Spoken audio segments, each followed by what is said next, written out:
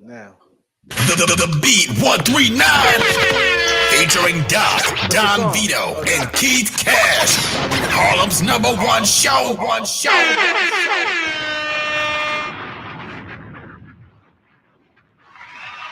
Hey, what's up? What's good? What's going on, man? Monday, man. Monday, y'all know what it is. Yeah, Mondays. We don't do Mondays, man, but we do Mondays for special guests, you know. And tonight we got a special guest in the building, all the way from Boston, you know, repping, real famous dude, stand-up dude, man. He's like, yo, man, we come through y'all show, man. We was like, man, we appreciate you, man. Thank you, brother. 100%. I'm honored to be Benzino. here. I'm honored to be here. Yeah, man, we appreciate it, man. And that's probably the best intro of any podcast I've been on. So. Oh, shit, hit that bell. Yeah, thank you, man. Hard. Appreciate that. Pride in this thing here, man, you know? No, man, listen, man, I'm ready to get to it, man. You know, and congratulations, you know what I'm saying, on on everything y'all doing, man. Thank you, man. Let's Thank talk you. about that. Let's talk about that. Yeah, we definitely I appreciate you saying that. Today, Yeah, turn it down. It's too loud. The echo. today, 1, 2. yeah, today we went and got our official, you know, ID cards to work on. Man, that's big. Right, Congratulations with that. you know, with the young people, That's big with that. and some of the, you know, not so young for real, people, yeah. to like, you know, give back in a way where it's mentoring. You know, like we care. We've been and done that. I ain't no better than you. You know what I'm saying? Everything you did, I done did like 5 times. Respect it. You know, and you know, what we want to do is like try to get your mind right. You know, let's go back to what got you in there first, the origin, right? Yeah. And then what you doing now, right? Right. Yep. And ways that we can help you to get prepared for society, because Man, that's big. the world is real. So man. big. Man. You know what I mean? So if you keep going the way you're going, you're gonna get an asshole full of time, or you're gonna get killed. You know what I'm saying? That's the difference. That's the difference of really right now. That's needed more so now than I'm 59, so I've been around a lot of the generations, and right now that's needed more so because of the gap between the generation that's the 2 generations down and the one before us. Yeah. There's a gap there, and it's because the natural order of things when we come up is it's the OGs giving us everything we need. Yeah, you're getting school smarts, but really it's coming from the OGs in the neighborhood, in the hood. That's right. And that's priceless information, priceless. And we listen. We listen and we admire and we listen.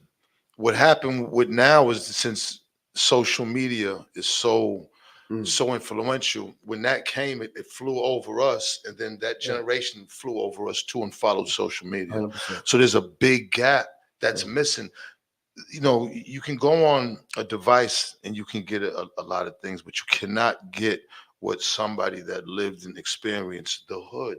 Right. You cannot do it. Somebody that actually been out there doing a thing, because chances are whatever you're gonna do has been done.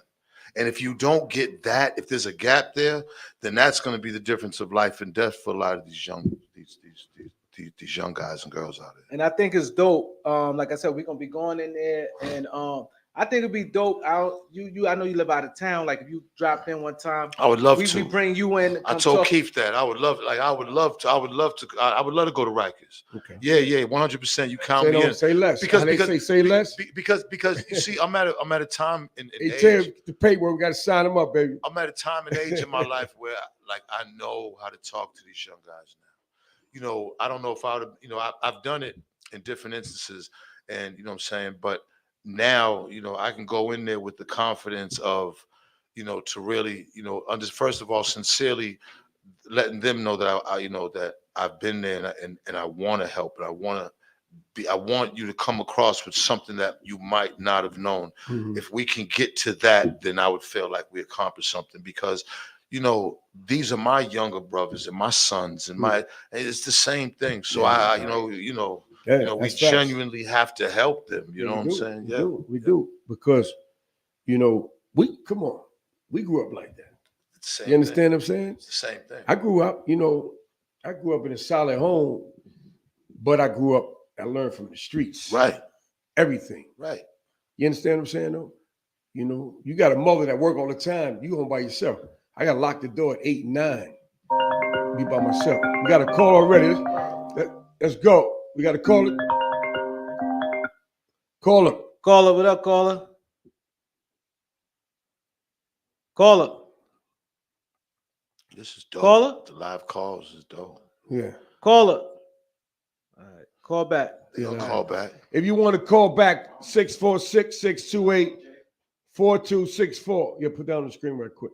646-628-4264. So we talking about some. Okay, Call here we go. Let's try it one more time, Doc. Caller, what up, caller? Caller. Hold up, let me see something. Caller. I hear him. Caller. I hear him. Turn it up, Jay, on this side. Okay. Caller. Caller. I heard him.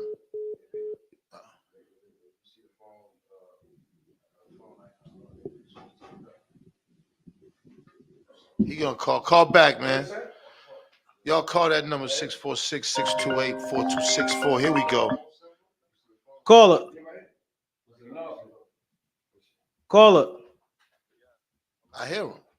Caller. There we go. Yeah, what's up, caller? Yeah, I need to ask a question, Benzino, real quick. What's up, brother? What up, bro? The situation happened, I think it was in Atlanta. I don't know that was your man or whatever. Yeah, I came out the hotel, they caught you, could just clear it up. Yeah. So look, right? So look, All right. so here we go. So we're gonna clear that up tonight, right? So look, right? First, I just want to put people in like we're gonna be mature about it. You know what I'm saying? We're gonna be mature about it. Like my entire life, right? You know what I'm saying? I've been since 12 years old, I've been in the streets selling drugs, whatever, right? And I came up with niggas. I've been on the road with niggas where niggas fucked 2 niggas in a hotel. It was 4 niggas in a hotel, sleeping head to foot in motels, the Mosey Wozies. That would be just from the street game. Then when I started going out of town with the RSO, it'd be the same thing. You know what I'm saying? We get a few hotel rooms and niggas would be in the rooms together. Niggas take a shower and we never even looked at it like the way that the foolishness, how people would even look at some shit like that. Like if you a real nigga, right? You're a real nigga. Ain't no way you're even gonna put that together on some stupid shit because you're gonna have maturity and you're gonna have a way about yourself that wouldn't even allow you to even think some stupid shit like that. Now I'm gonna get into explaining what happened. So Cavario is probably one of the friends that I could really say that is like a mentor. I'm older than him, but his knowledge, not just he's a real street nigga, and Cavario will fuck you up, but just the knowledge of who he is in his psyche, his mind, and I've always respected him for that. He's worked at the Source magazine with me. He's worked at Hip Hop Weekly. He's helped make Hip Hop Weekly with me. He's the architect of all this street type of shit that's going on right now. This street stories and everything. Cavario was the architect of that. He was the first one really, shout out to Twan and at Feds, but Cavario really took Don Diva to a level of like, we're gonna get these guys' stories out there, these kingpins, these legends, these street legends, and get their stories out there. You know what I'm saying? Whereas that Source magazine or Vibe or Word Up or Right On, we wasn't doing that type of writing. So Justin alone, me and Cavario's worked over 20 years of just a working relationship. At that time, when I was in Atlanta, I was fucked up. So I had to go back to getting it, and I had went out to LA, grabbed me some work, came back, and I didn't have a whip. I didn't have no whip. I called Cavario. Cavario, you know what I'm saying? Yeah, I'm gonna come fuck with you. So you know what I'm saying? So I guess in the video that you seen me, and you know what I'm saying, and this has nothing to do with Cavario. This was me. You know what I'm saying? But Cavario, but I could call Cavario for anything. There's been situations, beef situations, street situations where Cavario was right there, and vice versa. But this particular moment, when you see me in the video coming out the hotel, we had been in 3 hotels prior to that. We kept switching them. And in my bags, I had a bunch of work in there. So, you know, I'm talking to the dude trying to make it seem like a racist thing. And he would let us walk by. We got in and we left. You know what I'm saying? But to watch people take that, right? And I felt bad for Cavario because he really, this is some Benzino sucker shit, internet sucker shit, right? Because it's never a real person ever.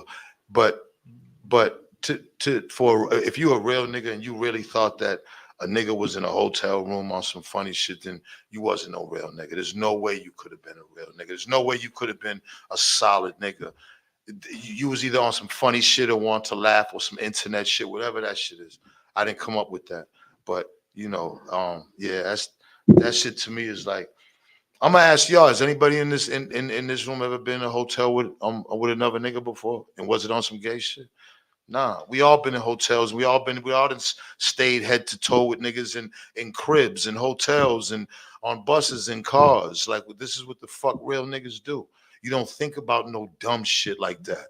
Like, honestly. So what they saying that 2 was in the room and some funny shit. People allegedly. The thing is, the people online, because I was seeing online, people was basically saying the type of hotel it was. It's not like it was. Like, it was a Red Roof Inn because those are the cheapest hotels. And because because I got work in my bags, them shits is out. You know what I'm saying? Like, do we have to explain? You know what I'm saying? And the thing is, real hustlers know how it go. The niggas that don't, y'all the ones. Those are the ones that's gonna make funny. Y'all don't have to get explained to because y'all have never lived my life. Y'all, the caliber of life that niggas lived could never walk in my shoes or Cavario's. So I don't even. It don't. When it first came out, of course, you know, I was upset because you don't never want to hear no gay shit and no stupid shit. But then as I'm going on and I'm seeing what this shit is, that shit don't even exist because I go all across this country by myself, man. It's nothing but love from real niggas, from working niggas, it's everybody. The dumb shit that's on the internet or whatever is internet shit, and I know how to separate the two. I don't pay attention to that goofy shit because I'm a man and I was raised different. You know what I mean? Can I get on that? Can I help? So did y'all ever address it? Nah, because there was nothing to address. Like, me and Vizo was like, what the fuck is used to address some stupid shit like that for what? I'm saying, let a motherfucker think what they want to think. Don't ever come in my face with that shit. Yeah. Ever. Don't even ask me about it. So you'll be violently attacked. Let's double back for a minute, right? For the viewers, right? So I don't know the whole story, but I got the gist of it right now. So because 2 men stayed in the room overnight, they trying to say some funny benefits. Yeah. That's it. No, because they know what they were saying on the internet. They said because he lived in Atlanta. This is why he had to go. No, I didn't though. That's what at the time my baby mother moved out, and I really didn't even have a place to stay in Atlanta. I was going back to Boston. Yeah. When I came back from California, God rest the dead energy, got some work, came back. The first, you know what I'm saying, I was like, Vizo, I'm straight.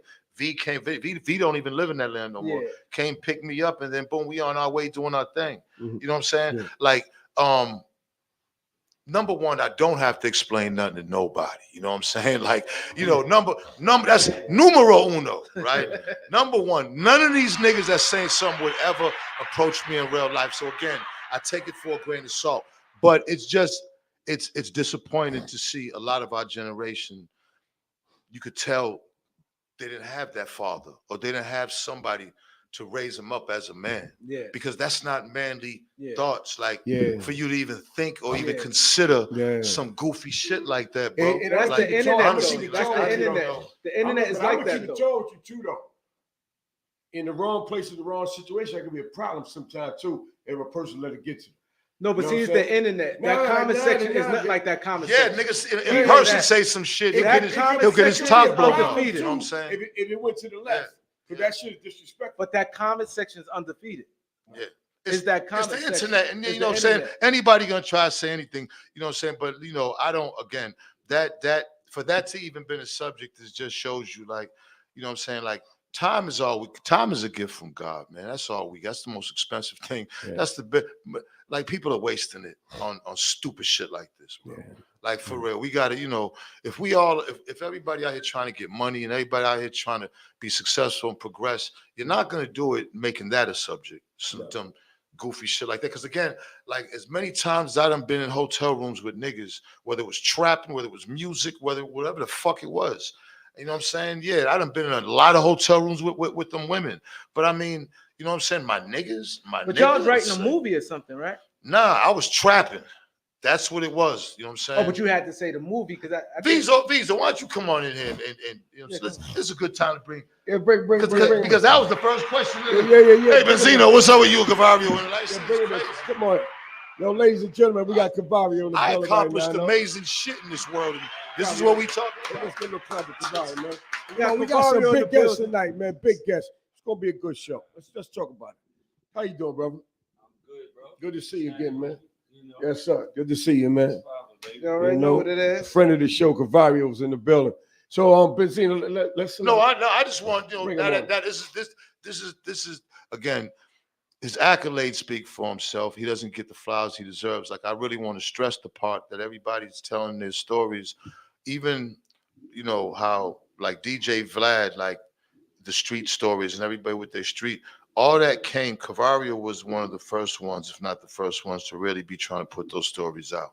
So you know, if people want to know who Cavario is, this is a great time for people to understand who he is.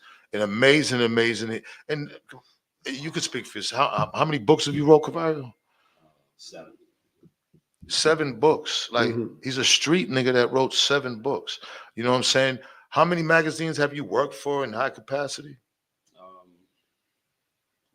2 and change. Hip Hop Weekly, Source Magazine. I mean, again, we talking a real street nigga with these accolades. Yeah. Like we got to celebrate that because that's who we are. That's who you are. That's whoever's watching the shit is. We're y'all and y'all are us. It's not like niggas went to college and niggas come from a fucking family of no. We are street niggas that sold drugs all our life, went through death and destruction, made it out, made the best out of our opportunity, and did it a different way. And if anything, that should be the greatest influence on a lot of you niggas, as far as I'm concerned. 100%. Like, what else are you looking at? What else do you want to be? What else do you want to gravitate towards? Because you're who we are. We're the same niggas. We come from poverty. We in the streets, drugs, our family, our parents, everything's okay. But damn, these 2 niggas did something else with their life. Let's try to figure that out. He didn't go to college. I didn't go to college. So maybe if I just shut the fuck up and start thinking about this other goofy shit and figure out who these niggas are, maybe I could see some shit that I could learn from to help me get out of this miserable situation that I'm in. Because that's all this is. It's when we grow up as a people, we're growing up, they knew that they putting us on top of each other in the hood. So we really, even though we might have blood, family, and brother, we're really all brothers because we see each other every day. We're living right next to each other our whole lives. So if we're that close, it's just common humanity. It's just how it is that when people make it, everybody else is going to have a certain way about them. Some are going to be mad. Some are going to be mad, but they won't show it. Some are going to be fucking jealous. Some are going to be. It's only because we all grew up the same and we watched each other. So when someone else make it, it's like, why not me? Right. What I'm trying to tell these people, instead of feeling that way, it can happen for you. Just look at the niggas that did it, study it, research it, and just motherfucking follow the plan in the blueprint, in the discipline. But now niggas just want to watch motherfucking videos all day, fuck bitches, scroll on, look at a bunch of shit that they don't know if it's true or not. Because everything they getting, all their answers are coming from the internet. Now the answers, we don't know if they're true or not. So that I didn't grow up like that. You didn't grow up like that. What was in front of us was in front of us, and we knew if it was true or not. Right. This you don't know. You don't know. Half the shit that you pushing, you think is true, you don't even know. Right. You got it from this, you pushing it, and you don't even know what the fuck it is. Nah, man, I'm disappointed in our people. I'm disappointed in the streets. I'm disappointed in the younger generation. I'm disappointed in a lot of motherfuckers. And at some point, it got to stop because we're not progressing. The internet is supposed to really make us progress. We're digressing.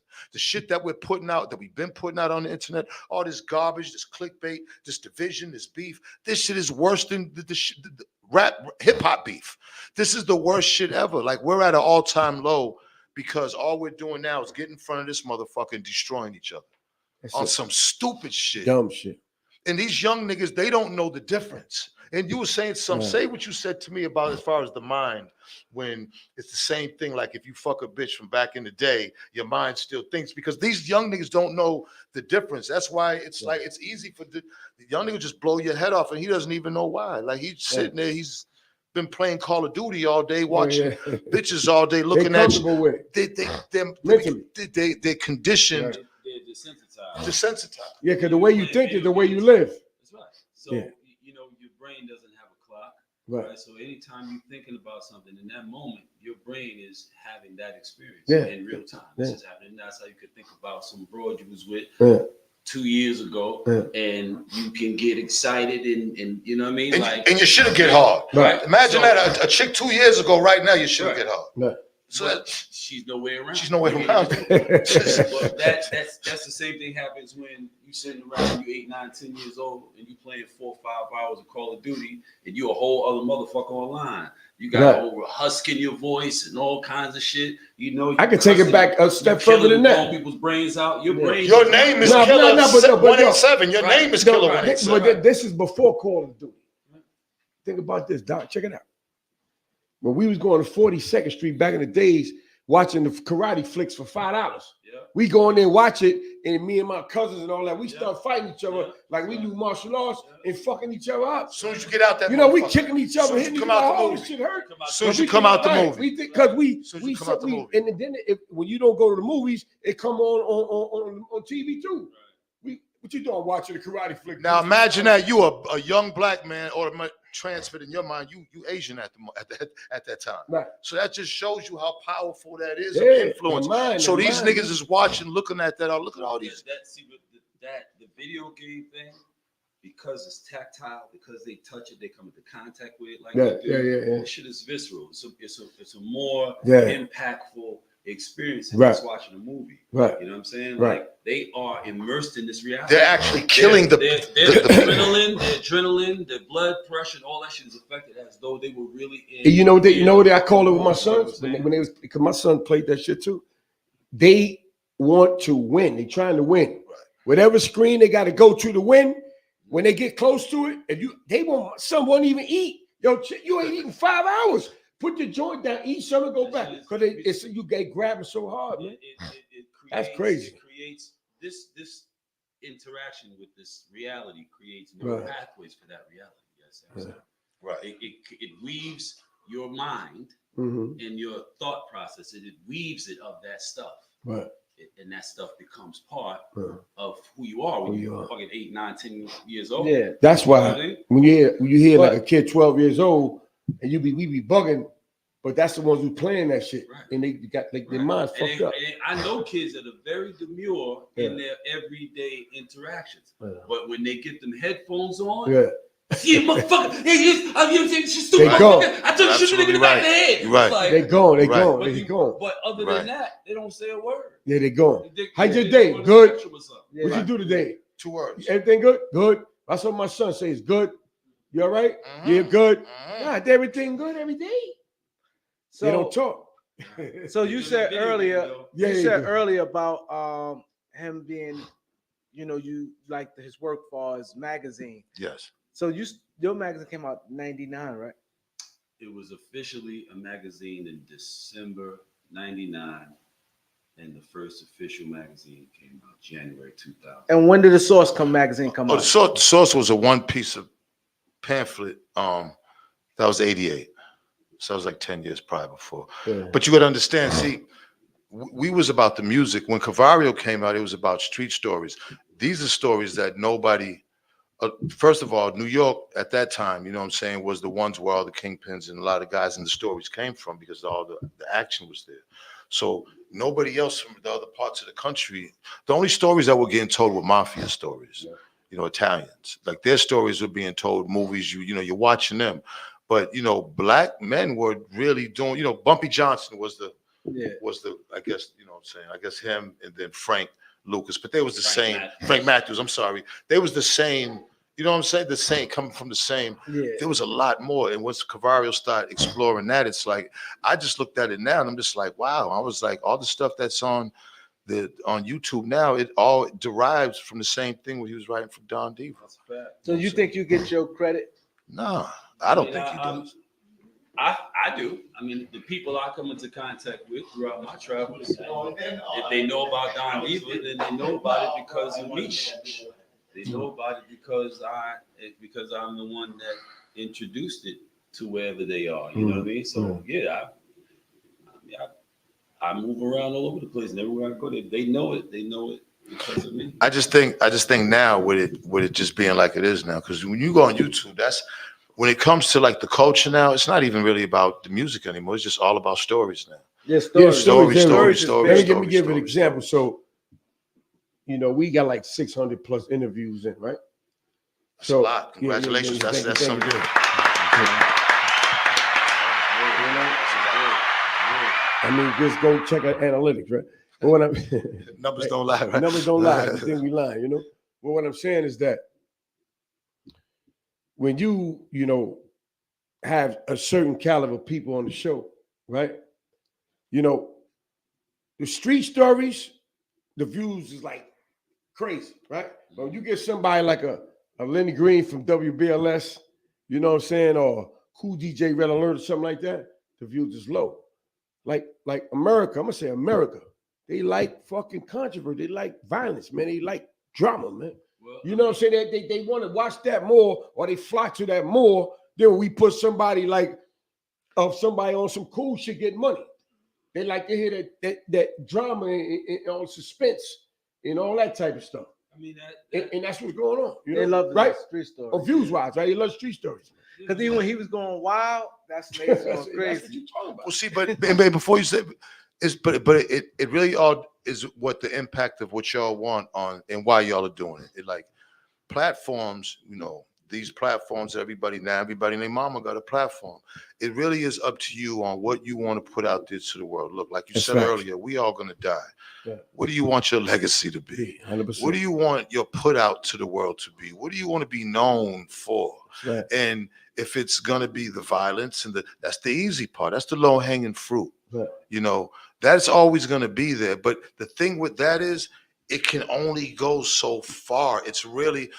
I'm gonna put it in layman's terms. You got a building that's 30 floors. That type of content will only get to the 13th floor, and it can't get past that. Right. There's a part of America that we got to understand, even the street guys, that is bigger than just the hood. We got to understand that platforms now, even though they can reach the hood, you have the ability to make it bigger and reach more than just the hood based on your content and what your word is. And you'd be surprised on, those guys you was talking, even though they might not have got the views you wanted, but it's, to me, ultimately, it's gonna work in your favor because you're gonna create different demographics that's gonna, draw to you than just the same low-hanging fruit. Right. I mean, because believe me, and then advertising, it's hard to advertise on YouTube. And I don't know because I've never done it, but from what I've heard, you can't advertise on YouTube and Facebook if you're cursing, if you're showing guns, if you sell drugs. Right. There's only certain things that you can really get money on. You know what I'm saying? So it really depends on what's you're going to be your legacy with your platform, because platforms are going to be the ideal situation of platforms. They're going to be here when you're gone.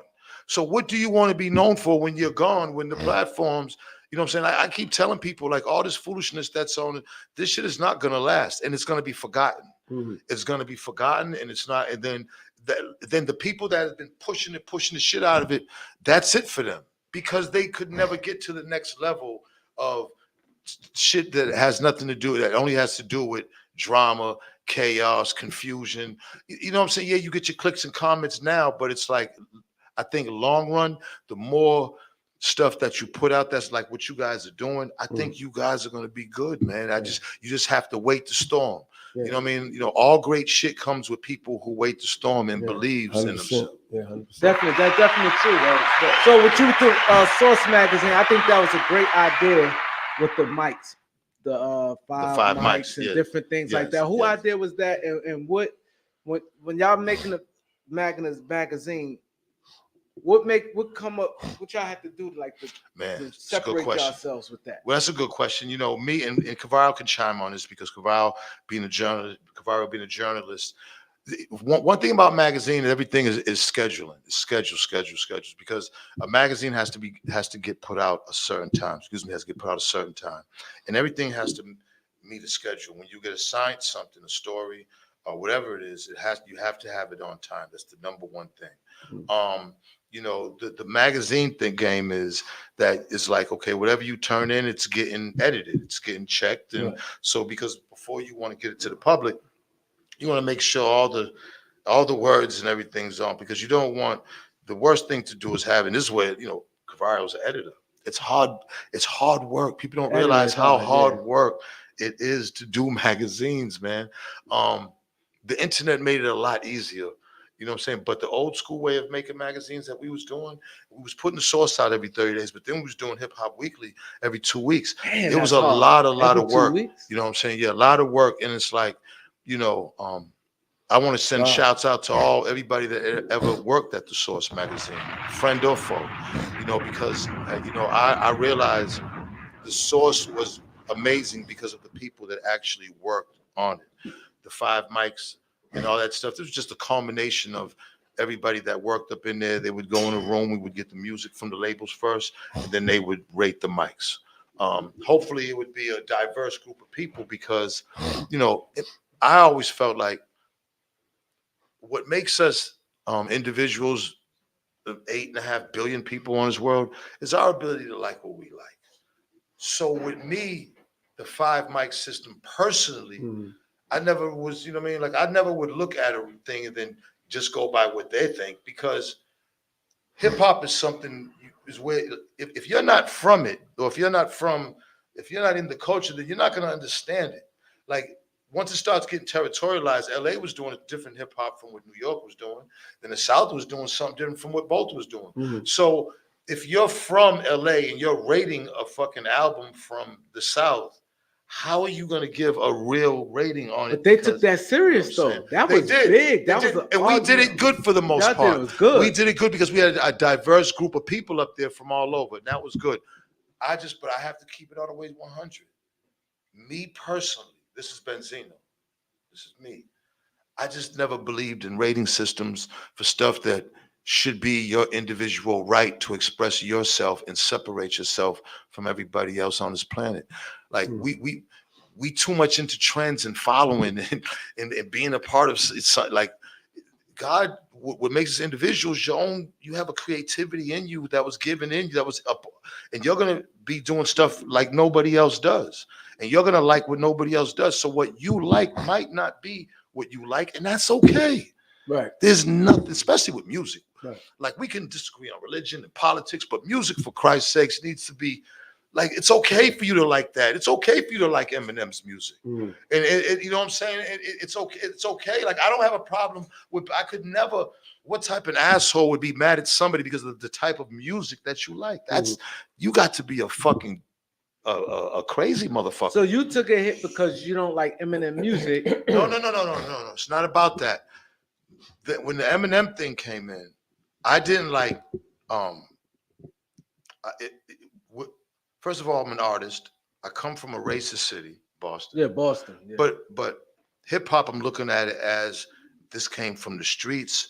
This needs to be ours. This needs to be sacred. Sure, everybody can be a part of it, but it's ours. And I just like the playing field to be even when it comes to black people and white people. That's it. If the playing field's even, we good. Right. In any instance, not just music. But if the playing field ain't even, I got a fucking problem with it. I happen to be the boss of the biggest fucking most influential magazine. I didn't have to answer to nobody. Russell and Leo and Def Jam, they still had to answer to somebody. Everybody had to answer to somebody. I didn't.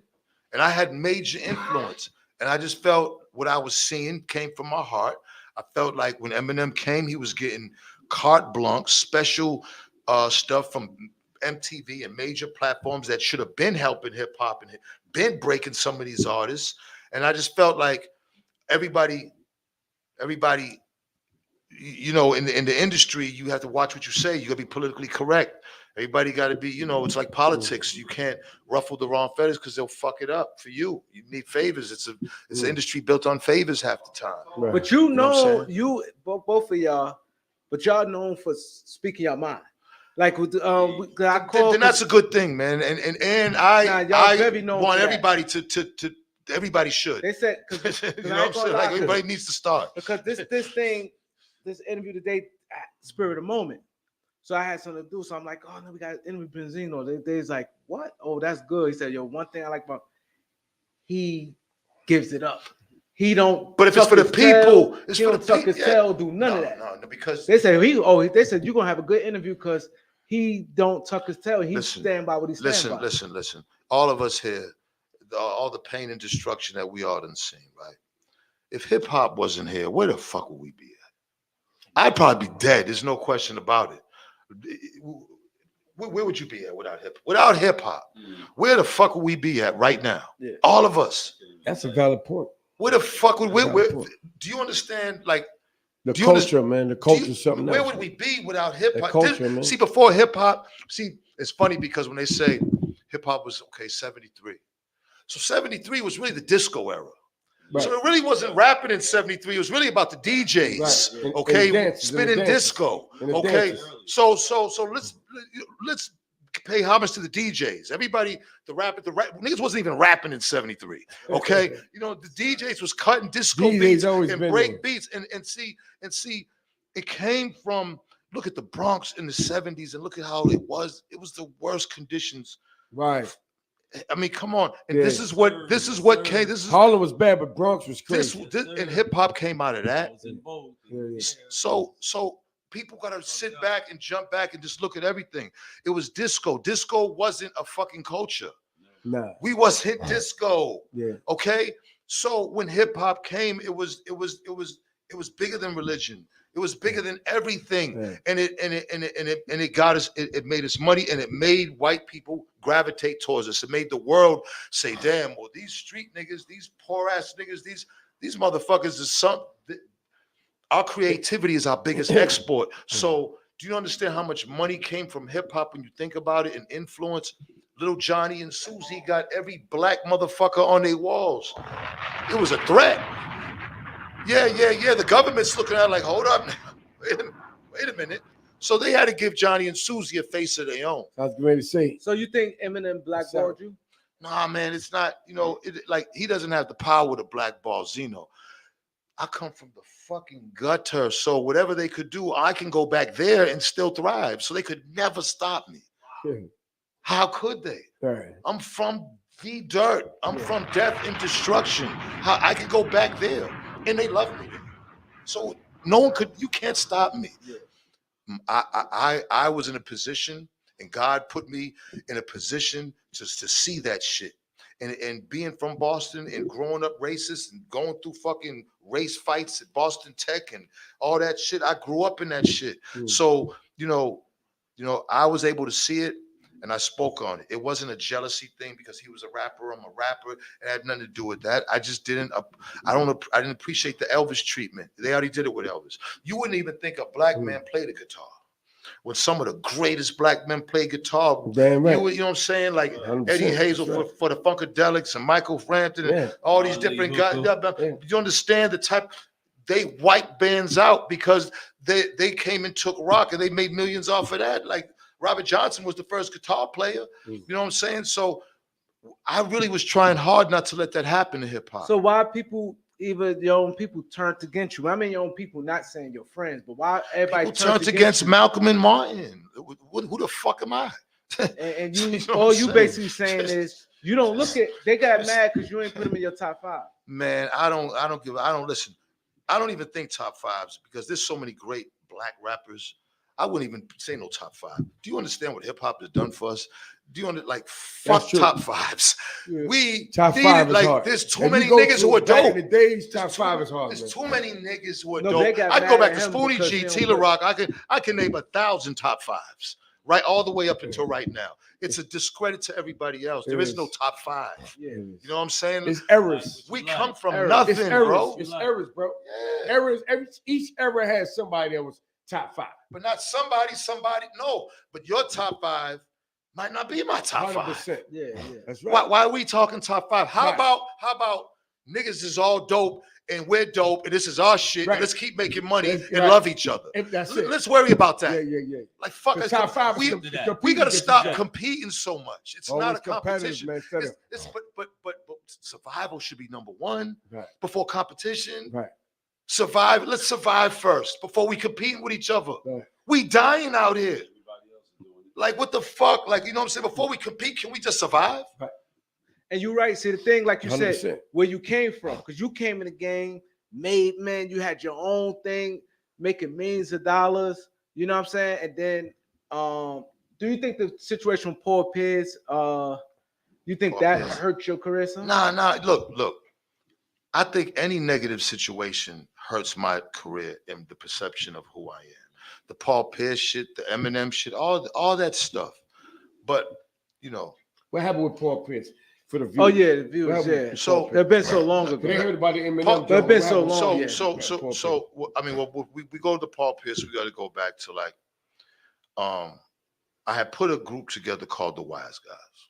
Mm. Prior to that, Boston's about 10, 15, 20 miles radius, Black Boston. Right. Mattapan, Roxbury, Dorchester, Blue Lab.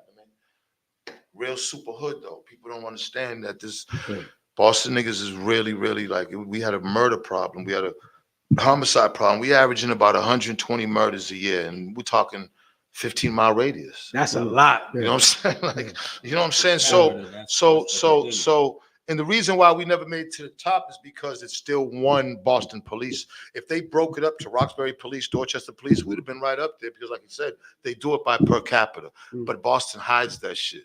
All right. So we averaging 100 to 130 murders a year. So at this point, you know, I'm doing pretty good. It's time for me to give back. It's time for me to get a group and really try to, you know what I'm saying? Because I've been RSO maybe, you know what I mean? So I said, here's a way that I could like get all, I went and got all the, because we had a real gang problem, like a real gang problem. Like in the 80s, like one of the real first East Coast cities to have a gang problem, you know what I'm saying? And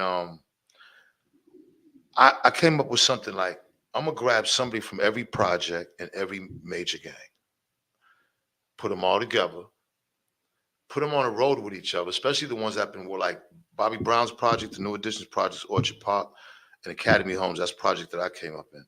Niggas been warring for 20 years. I mean, bodies and bodies and bodies for years. How far are y'all from each other? Oh man, those maybe 2 miles, 3 miles. The 3 miles, man. All right, so I came up with the idea like I'm a you know, we gonna produce it. Me, rest in peace, JB, Jeff, the Hangman 3. We're gonna produce it. I went and got a distribution deal with Def Jam. I didn't get no money. It was just something for me giving back. I might have put a couple $100,000 of my own money in it. But these guys, my idea was if I get these guys, then their corresponding project or block or where they're from is going to have to fall in line because they're not going to want to fuck it up for these niggas. And whoever was the niggas, they had influence. You know, whoever, if I'm getting you from Orchard Park and you the hottest nigga because everybody in Orchard Park thinks so, then they're gonna chill the fuck out. Because they want you to make it. If the motivation is gonna anything is just for y'all to chill out because I got him. So he would go back and say, y'all can't fuck this up for me. So we gave an event at the Sky Cap, right in the hood, smack dab in Roxbury. And, you know, everybody was nervous. It was the first event because we had already did the album. The album came out dope because these niggas are nice. But, you know what I'm saying? Y'all are one group now. I got him a little advertising deal with Averex because, you know, we've been doing some shit with Averex for the Source. And, you know what I'm saying? I'm putting money in their pocket and now they seeing themselves nationally. I got Scarface to do a song with Mike. I bought a verse from Nas. I put one of the man from OP. Like I'm changing these niggas' lives. So that year, the murder rate went down to 30 people. Wow. Right? That's a major impact. So they called it the Boston Miracles when Clinton was in office. Clinton came to Boston, gave Boston a gang of money. It was like the model city because it just fucking like it was like a 90% drop of murders. And that's a lot, right? So I never really got the credit. Nobody ever talked about it. And I didn't do it for credit. I really didn't. Number one, it was that time that I should have given back to the city, these young niggas. But I came up with an idea that worked. I put niggas all out on tour with each other. Orchard Park, with thing they went to Ohio, put them out there for 2 weeks. These other niggas I put out in Texas, and then I had the rest of them in New England. So I had 3 different tours, and I'd have the worst with the idea of they have to watch each other's back. And they built camaraderie. Then they would take that back to their project. And it worked. It worked. That's deep. It actually worked, because if they got beef, they got to watch each other's back now. It's not Orchard Park and Academy no more. Right. It's we Boston and we in Ohio. So if something happens, then we got to, so and it worked. I mean, I watched it work, man, over months and months. And I really seen these niggas looking out for each other. It was a proud moment. We gave an album release party downtown Boston. So I guess the Celtics had came, and it was a club downtown called Europa at the time. Europa, it was downtown, and the Celtics was in it because these are the tallest niggas in there. You know what I'm saying? I remember Tony Battie was in there. Now, Paul had just got drafted. He was the #1 draft from the Celtics from Kansas. And I was a Paul Pierce fan in Kansas, but I'm looking at Paul on TV. That night in the club, I didn't even recognize who Paul was. I didn't even know who the fuck he was, right? So something happened where one of the wise guys, Roscoe, there was something happened with a young lady that was with Roscoe that Paul had words with. Then all hell broke loose. Now, Boston, this had happened with Mo Vaughn. I seen it happen with Lawyer Malloy for the Patriots, where, and I had said this on Drink Champs, and I know I was drunk, but the message I was trying to put out there was a lot of these young guys have to realize that when you're going out of town into these places, you get drafted in the cities, right? And you're messing with these females. You got to know who these females are connected with, because a lot of times these females, baby daddy, he ain't got shit, and you smashing, like you're bringing yourself unwarranted danger if you don't know where the female's coming from, who's her baby's father, where is she, and a lot of sports players fall victim to that, I see. So, Boston was just a town where it's a city where it's always fights, always problems, always gunplay. So, I've seen sports players go through the same shit over smashing one of these niggas from the hood's girls or ex-girl. You know what I'm saying? Yeah. And even though we could say, yeah, man, but it's the girl, but let's just be, come on, let's be mature about it. You know what I'm saying? Like no one, like these guys have nothing. You got millions, you just signed a $1 million contract. Just have a little bit of sympathy, a little empathy for the guys in the hood, because their girls want to fuck you, but you understand what I'm saying? Because you don't. I remember, listen, dude jumped in the limousine with Lawyer and pulled the gun out because he was fucking his baby's mother right in the limousine. Lawyer Malloy, the football player was gonna give it to him. Wow. I don't want to say my man's name, but like, you know what I'm saying? They ended up dead in it, but he was messing with his baby mama, and you know what I'm saying? But that. He put the limo was in front of the club. He jumped right in that limousine. Like why would you? So you got to just be thinking, pussy ain't never worth your life. My father always told me, said, Raymond, the graveyards and jails are filled with motherfuckers over women.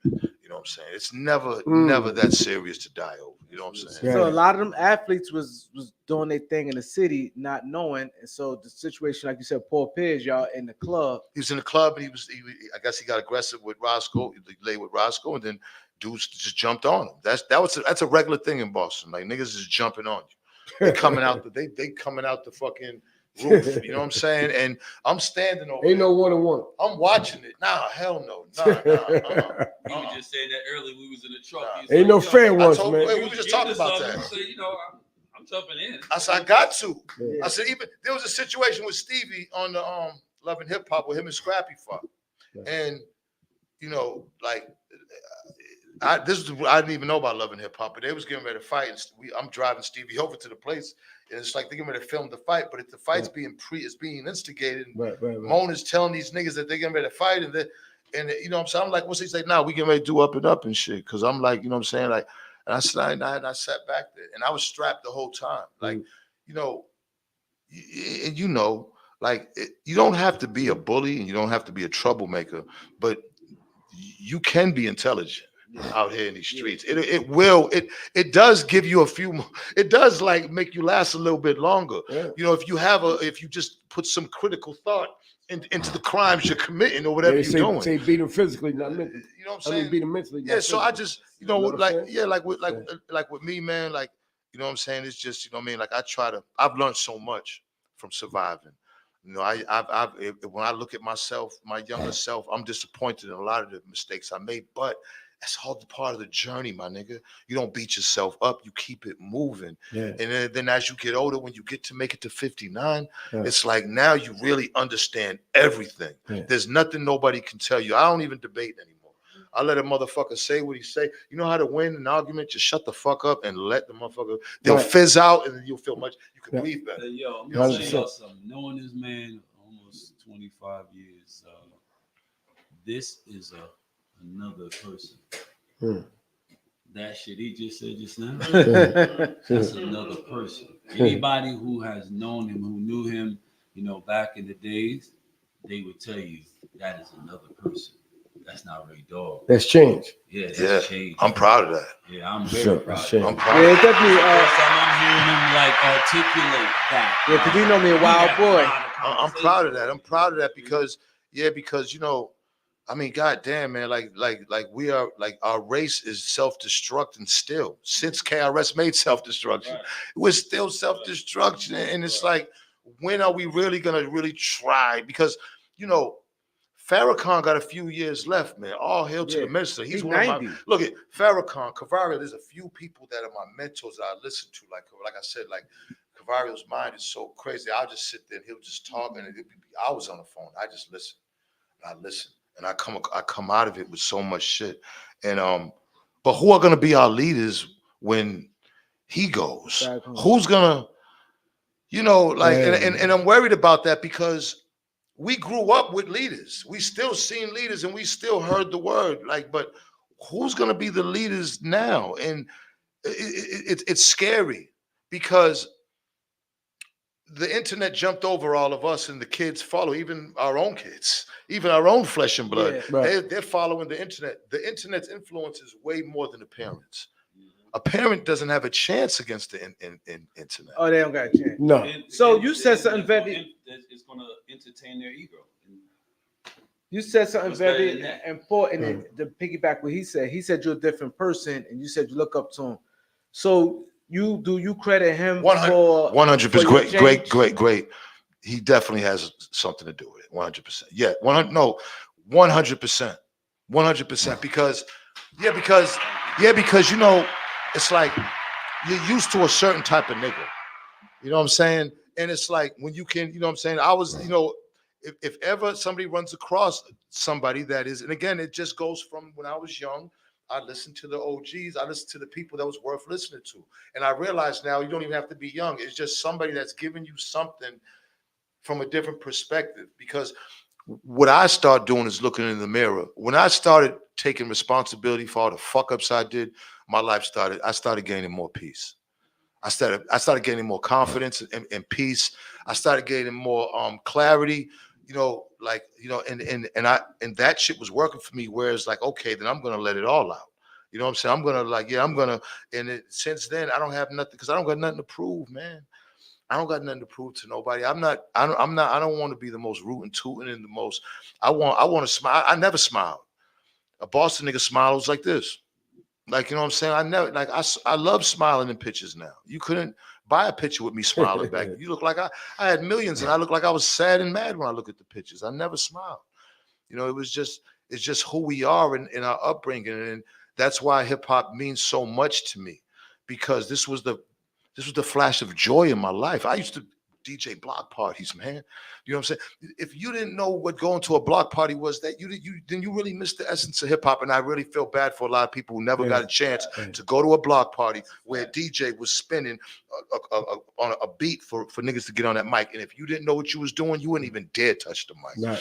You wouldn't even fucking, in your mind, you wouldn't even go close to over there where niggas was rapping, because you wouldn't even do it. Now anybody does it. So you think by you getting a lot of money in the streets, and then you getting a lot of money in the industry, and then you take a fall, you think by you being in the streets was able to handle that? Because most people can't handle downfall.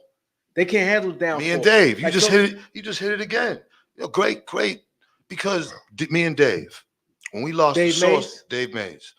Dave's my partner for 18 years. The Source magazine, great mind, responsible. Dave Mays responsible for advertising in hip hop. One of the architects of advertisement in hip hop, because you gotta understand when hip hop came, these companies was not fucking with us, period, and they wasn't trying to spend a dollar.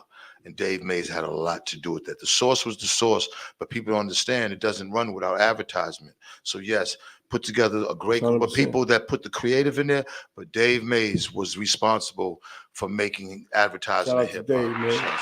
So we're gonna let that go now. I remember Dave. I met him a couple of times. Hear what I'm saying? So, see, you talk about magazines, right? Source magazine, you know, different magazines. But y'all had an award show, man. Yeah.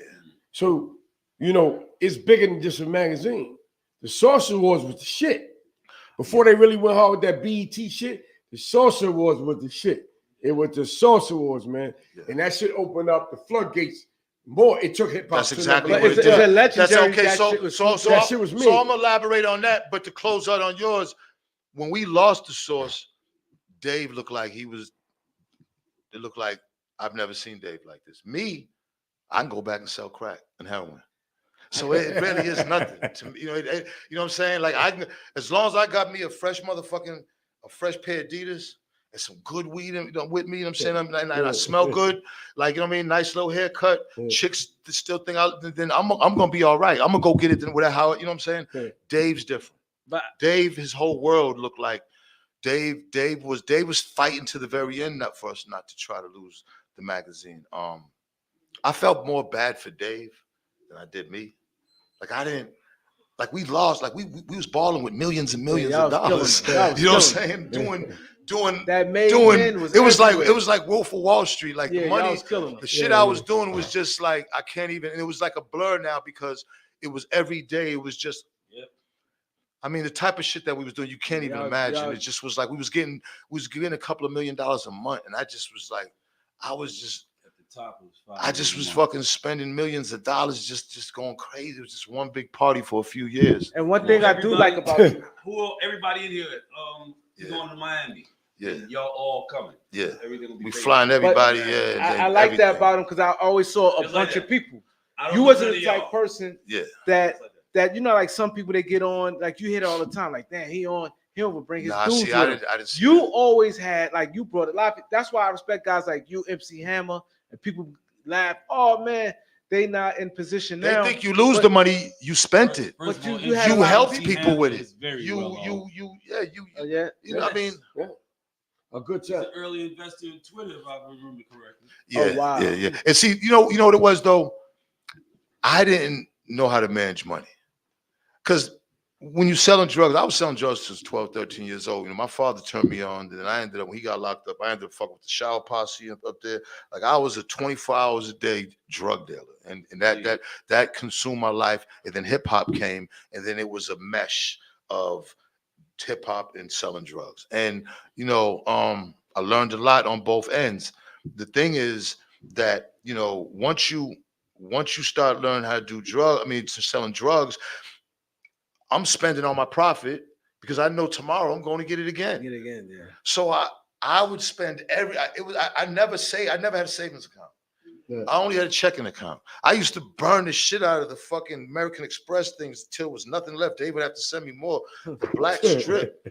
I used to burn them shits out because I just didn't, you know what I mean? And of course it was foolish. But it was foolish, but I didn't know nothing else. Like my thing was spend it all because we're gonna get more. Spend it all. I mean, I was spending millions of dollars on. He said, "Spend it all." But then coming from being a street dude, how most street dudes think, tomorrow not promised. Yeah. So we always think dead in jail. So, but that's the thing. Like, you know, you in a situation like you was getting street dude money with a street dude mindset, but it was legitimate. That means that one little thing that kind of keeps you on some kind of edge, which is the threat of going to jail or getting killed, it don't exist in the nation. This is legitimate bread. So now you're this nigga, they was getting $5 million. Yeah. Between magazine sales and advertisements, $5 million a month. And then I'm getting. I got signed to Motown. They gave me like 800,000. Yeah, that's true. Yeah. And you know I'm not the greatest rapper, but you know what? 800,000. Benzino owns the Source, so fuck it. Come on, we'll give you a deal at Motown. I got 800,000 in Motown. I got 900,000 at Electro when I did Rock the Party. Like, and then I'm working with all the biggest producers because I'm spending money. Like, I probably gave Teddy Riley 150,000, Scott Storch maybe about 100. You brought out Scott. Nah, 65,000. I mean, I was just. Yeah, I was one of the. I gave Scott one of his first checks. No fucking question. Yeah, Scott Storch. Yeah, no question. He came and went. I think I turned down the lean back beat. I think I turned that down. Like I was just what you know about that beat, T.I. I had that first. Yeah. Like I mean, like I was spending so much money with everybody. I was breaking bread with everybody. I paid now 65,000 for a verse I didn't even put out. You know what I'm saying? I ended up using 3, 4, 5 years later. Yeah. I just loved doing hip hop. I had a bunch of money. Girls everywhere, you know, actresses, celebrities, rappers, like all the biggest. And I can't say names. I'm gonna write a book one day. You know what I'm saying? So I'm gonna try to get that bag. But man, it was really crazy. It was like because for about 4 years, that was like at our peak.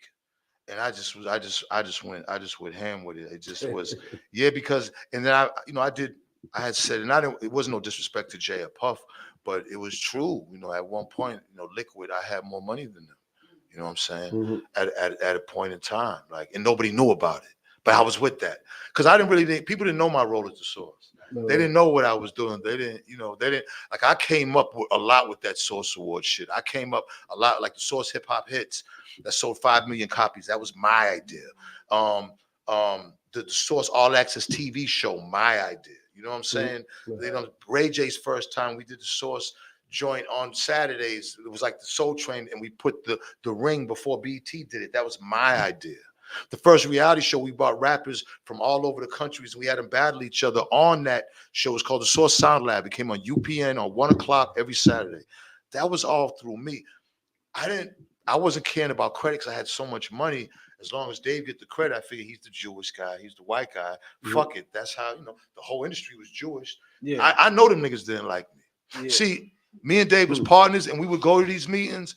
Like, I know Leo and them really didn't. You know what I'm saying? And I can't really say Leo because Leo was around mad niggas. So after a while, you get used to it, and you become. But a lot of them niggas, a lot of those guys didn't. They like look on Dave like, why is you fucking with him? Like I would get that vibe.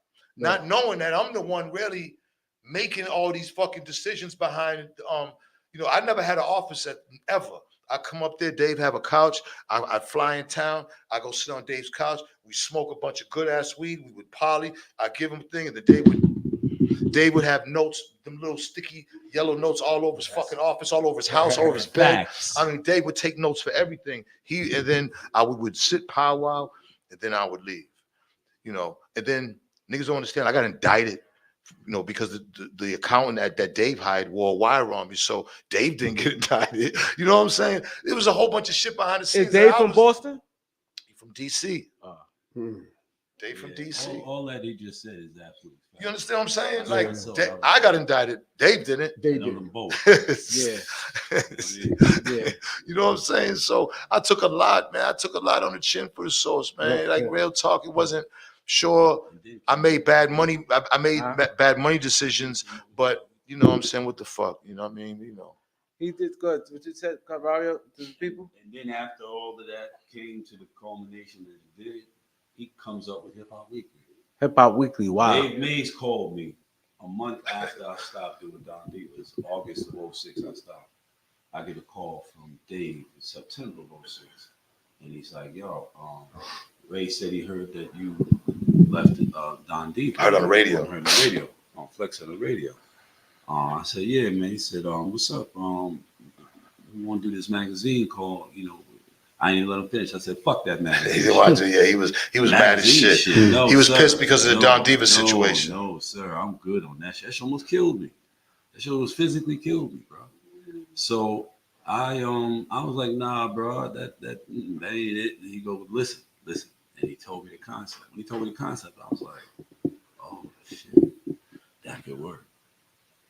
We was trying to put it out weekly. Mm-hmm. But do you understand the pressure of putting a magazine out? We so we did it every week. So we did it two. We did it bi-weekly. There was only 7 of us, and we still managed to put. See, when you put out a bi-weekly magazine, if it don't make a certain time the trucks, like this trucks, if it doesn't make the trucks, the whole shit gets thrown off. We used to be sitting there 7. I mean, and then mind you, we'd have the office in Miami. Cavario will be over here. Everyone's working through sometimes he comes, but everyone's working through the internet. Mm-hmm. We had Cynthia Horner. We had my man War from Brooklyn, who was an art director. Like we had like a bunch of kind of people we put together. No. She was with the Source. God rest Chi. The glasses. She did come though. He did come later on before he passed. Yeah. Like we put together like almost like the Magnificent Seven. And we was able to put out a magazine every 2 weeks. And my thing was, look, we don't know people because the internet was. Oh, Hardy was with y'all? Yeah, young. Yeah, Hardy was the photo editor. Yeah, what? Hardy War, Cavario, Cynthia Horner, War's assistant with the glasses. What was his name? Dawson. Oh man, I can't really catch. All right. And Dave. Nice kid. And me. Quiet kid. Yeah, quiet dude. Dave was with y'all. Yeah, Dave, of course. Okay. Yeah, Dave was. Listen, I'm saying. They called me and said, "Yo." Listen, we would listen. Our deadline would be Thursday, right? Mm-hmm. We'd be up Monday, 72 hours straight, damn near. Yep. Until Thursday to put this fucking magazine out. How about that time? This is one of our early issues. We were in Miami, and it was Super Bowl weekend, right? And so we get there like Tuesday, Wednesday, right? So you got Wednesday parties, Thursday parties, whatever. Come Saturday, people are in a Saturday party holding a magazine with pictures of a party that they were in 2 nights before. Wow. We used and to it's kill a Super Bowl issue. So it's got, stuff pertaining Nobody knew how he was doing it. Yeah, that's crazy. It was like, yo, was this party last night? Yeah. How did you do this? We're talking top mag. No, we was busting our ass. Crazy. We was busting our ass. Man, shout out to sales everybody. was it? Sales, see, the sales was great. Source was based on subscriptions, but our sales, we was doing really well. Very popular in prisons. You got but you got to understand, this was the beginning of the end of magazines. And the beginning of the internet. The internet. See, we were at a point the internet was not as prevalent because people didn't have phones that had internet access to this degree. They just was the big ass computers, the big boxy computers. Right. So although that old model for magazines, which was a really that was a very extended process, bro. Like a magazine that was coming out in 3 months, we knew 3 months before who was going on the cover. You know what I mean? Y'all remember Hudson? Do that. It'd be a million magazine. Where's Hudson now? You gonna do something with them shits are gone. 3 months later, magazines you ain't nobody. Next nigga's on. They're gone now. And the old printers are like dinosaurs. Those print presses all went out of business. Yep. You know what I'm saying? Scrap metal tomorrow. But it's crazy. People right now appreciate a magazine. The beat in a magazine. Not these new kids. Wow. Not the little kids. Not these new generations. The magazine. Them niggas will break weed on that shit. It'll have to be, the magazine would have to be on their phone. Yeah, it would have to be an app. Yeah, if it's not coming out of here. Electronics, man. They're not picking up. They ain't doing that. Look at Playboy. Look at how big Playboy was. Playboy was one of the last of the Mohicans to go away. You know what I'm saying? It was one of the last of the Mohicans, and now you get more porn on Twitter and everything else. And that's what kills me about internet censorship, where I done lost about like 10, 11 pages on. I had like over 1 million followers. Yeah, the million. Because motherfuckers disrespect me. I say something back, then they report me. I'm never ever going that's on what I said. Remember, I said you had a million. Start troubling nobody. Yeah. But it constantly comes to me, and I say to myself, so you're mad at me because I might have called somebody, a faggot or fuck you, bitch ass nigga. Then they'll report me, right? But hold up. But my thing is, the amount of porn that's on Twitter, the amount of shit, and this is just censoring me for that. Yeah. This whole shit is run by people that really have no respect for us, and we really have to walk on eggshells. The meta system, just to survive out here, bro. The meta people. It's hard. It's hard being the old Benzino. You can't be the old Benzino, not at all. You really have to in order to get money, you can't say everything that you want to say. You just can't. That's sad. That's sad. You got to hold shit in, man. You gotta let shit go. Community guidelines. That's what they say. We're getting you out here because of community guidelines. Well, what community you in? Because this is how we talk in our community. Motherfucker, come disrespect me and call me all kind of names. That's one of the options on IG when you are, defending yourself against one of their strikes or whatever. It says one of the options is this is normal in my community. Right. Which I thought was it's kind of intuitive, right? It's like that was dope because that's what the fuck it is. That's how the fuck we talk. And then it's like I know your community ain't my community anyways. Right. So I get it. That's why I think I got 12 strikes on this. One more. This page I got now is gone. I don't at this point I don't be giving a fuck. Find me when you find me. If you don't, you don't. At the end of the day, I know people out there know me. And I'm an outside nigga, so I'm running into everybody, and people show love. Like the internet don't exist. The internet and the people, like these guys are characters. I look at these guys like I look at Wolverine. You're not gonna see Wolverine in real life, like put his claws out, chilling on the block. That ain't gonna happen. Right. These niggas that all that woofing, them niggas is Green Goblin, Wolverine. Them niggas is characters because honestly, and I'm not super nigga, but I travel the world alone. I don't got the money to pay. To have niggas with me too much no more. So when I get a hosting, I'm going alone. And I go through the worst neighborhoods, the worst gas stations. And it's love. They'll see me like, Benzino? You know what I'm saying? These are the most illest niggas. You know what I'm saying? Yeah, like there's no reason. Yeah, like if they, there's no reason for us to hate each other for what? You be surprised. It's how your tonality, it's how we looking at each other, it's how our posture is. Yeah. You know what I'm saying? Like I've mastered that now. I don't got man, what's up, my nigga? How you, bro? You good? Everything's good. So he asked you about the Source Awards. And you had a very iconic moment with the Suge Knight. To say the least. That thing was crazy. Can you want to talk about the Source? Well, the 95 Source Awards was special because the 94 was the first one. So 95 we kind of got some of the kinks out, but 95, because we did 94, 95, everybody wanted to be a part of it. So now these are all at this point, New York has always been the Mecca, you know what I'm saying? And I think 95 was when everywhere else, Scarface was from Texas, Twister and Do or Die were from Chicago, and Crucial Conflict. You got Bone Thugs from Ohio. You got all of Death Row from LA, E40s from everybody's there from everywhere now. So it just isn't New York anymore. And I think that was the first time where that pride from everybody in the country because they had somebody there in New York representing them. Because you got to face it, New York was carrying the torch so long, everywhere else was kind of like out the loop. You know what I'm saying? So this was a time where they could have pride, and also a time where all the top artists, this was the first time these niggas was even seeing each other. Yeah. You know what I'm saying? So there was a lot of tension from a lot of artists that night, not just Death Row and Bad Boy. Like it was Wu-Tang too. Wu-Tang and Biggie. Wu-Tang and Biggie. Yeah, I was at that shit. Yeah. You was there? I was back. So I want to do an interview with you.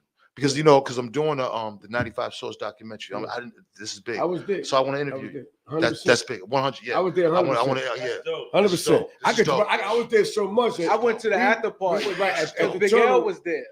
At the Source Awards. Yeah. After parties at the tunnel. I went to the after party. Diddy seen each other. But let me tell you. But there's a room. See, I've been going to tunnel for a long time, right? But when we went to the tunnel, there's a room in the back that I didn't know about. So Suge Knight and them came in there puffing all his cans. Wolf was alive. And that's when Suge Knight had made that announcement on the stage. If you want to be a real dude, give a Death Row. And Death Row was kind of trying to shit on New York in the Beacon. And they were like, how you gonna let the niggas come to New York and talk that shit? So it was a little tension because Suge, Suge Biggie, he's feeling something. He said that. You got Biggie, you got Wu-Tang, and you got Bad Boy. Now, I'm going to tell you right now. A lot of people's in there. No, but let me tell you right now, but they didn't perform. That's all that performed. You had Lady Rage, you had the Dog Pound. Death Row brought out their whole shit out of the cell. Out the cell. It was a cell. One go in, one go back out.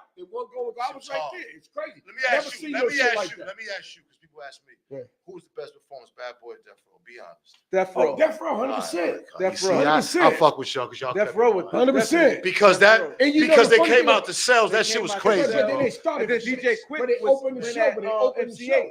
They opened the show. They went first. Yeah. So when you for first, it was Death Row. Then it was Bad Boy. But see, Bad Boy came when Bad Boy came out, they had like this big. No, they didn't. They had this big record player. Bad Boy big came out before Wu-Tang because I'm gonna tell you why. They didn't come out at the. Wu-Tang was way later. Yeah, Wu-Tang came later because Bad Boy took too long, and Wu-Tang came on the stage, backstage, and started pressing Puff. I'm like, oh shit! So they already had tension with Wu-Tang. And I'm gonna tell you right now, I ain't got my light on me, but I'm gonna tell you right now. When them niggas came out, after they finally got Bad Boy up the stage and Wu-Tang came out, and when they flicked them lighters, and when the motherfuckers flicked them lighters in the joint, I said, God damn, the whole Shaolin was in that shit, everything. Damn. So they take this thing when they do with their lighters, that means that Staten Island's in the building. I was like, oh shit. It was like the Indians, the Cowboys and Indians, the Indians be up on the hill and you think you winning, and them niggas all come out and niggas do some shit like this, and them niggas come out like horses and shit. Oh shit.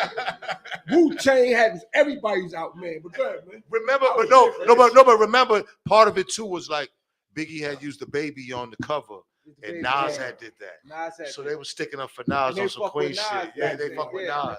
So that shit was big. And not only that, Ice Cube and Bone Thugs had a little issue. Because remember, Bone Thugs got signed by Easy Q. Yeah. You know what I'm saying? Then it was, I think, Crucial Conflict in Bone Thugs. Yeah, I mean, it was tensions with it was a bunch. So I got about 18 interviews, all top niggas, so I definitely want to interview. Yeah, I was there, 100%. 100%. I was on 100%. I need that. Jay Black, we had the long sticks. Jay Black came out. When Jay Black came out. Yeah, Craig Mack, with the little bass when he first got the logo really done up real nice, and we had the little long sticks with the board on it, walk around Bad Boy and shit.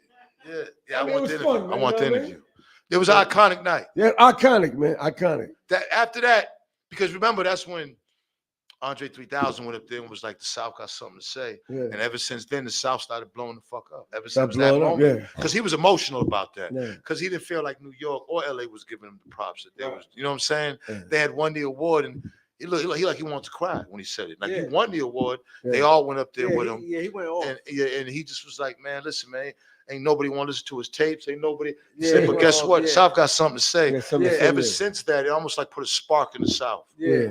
Because ever since that, the South like kind of he like won that award. That was big. Yeah, Atlanta took off crazy. One thing about the Source Awards, we always had the FOI. You know what I'm saying? As the ushers. Yeah. I remember that FOI. We always that shit was love, man. But wasn't Kim Rosario working with you too, right? Yeah, Kim. This was later on. Kim came later. I gave Kim the first. She was the first female editor-in-chief. I put that of a major magazine.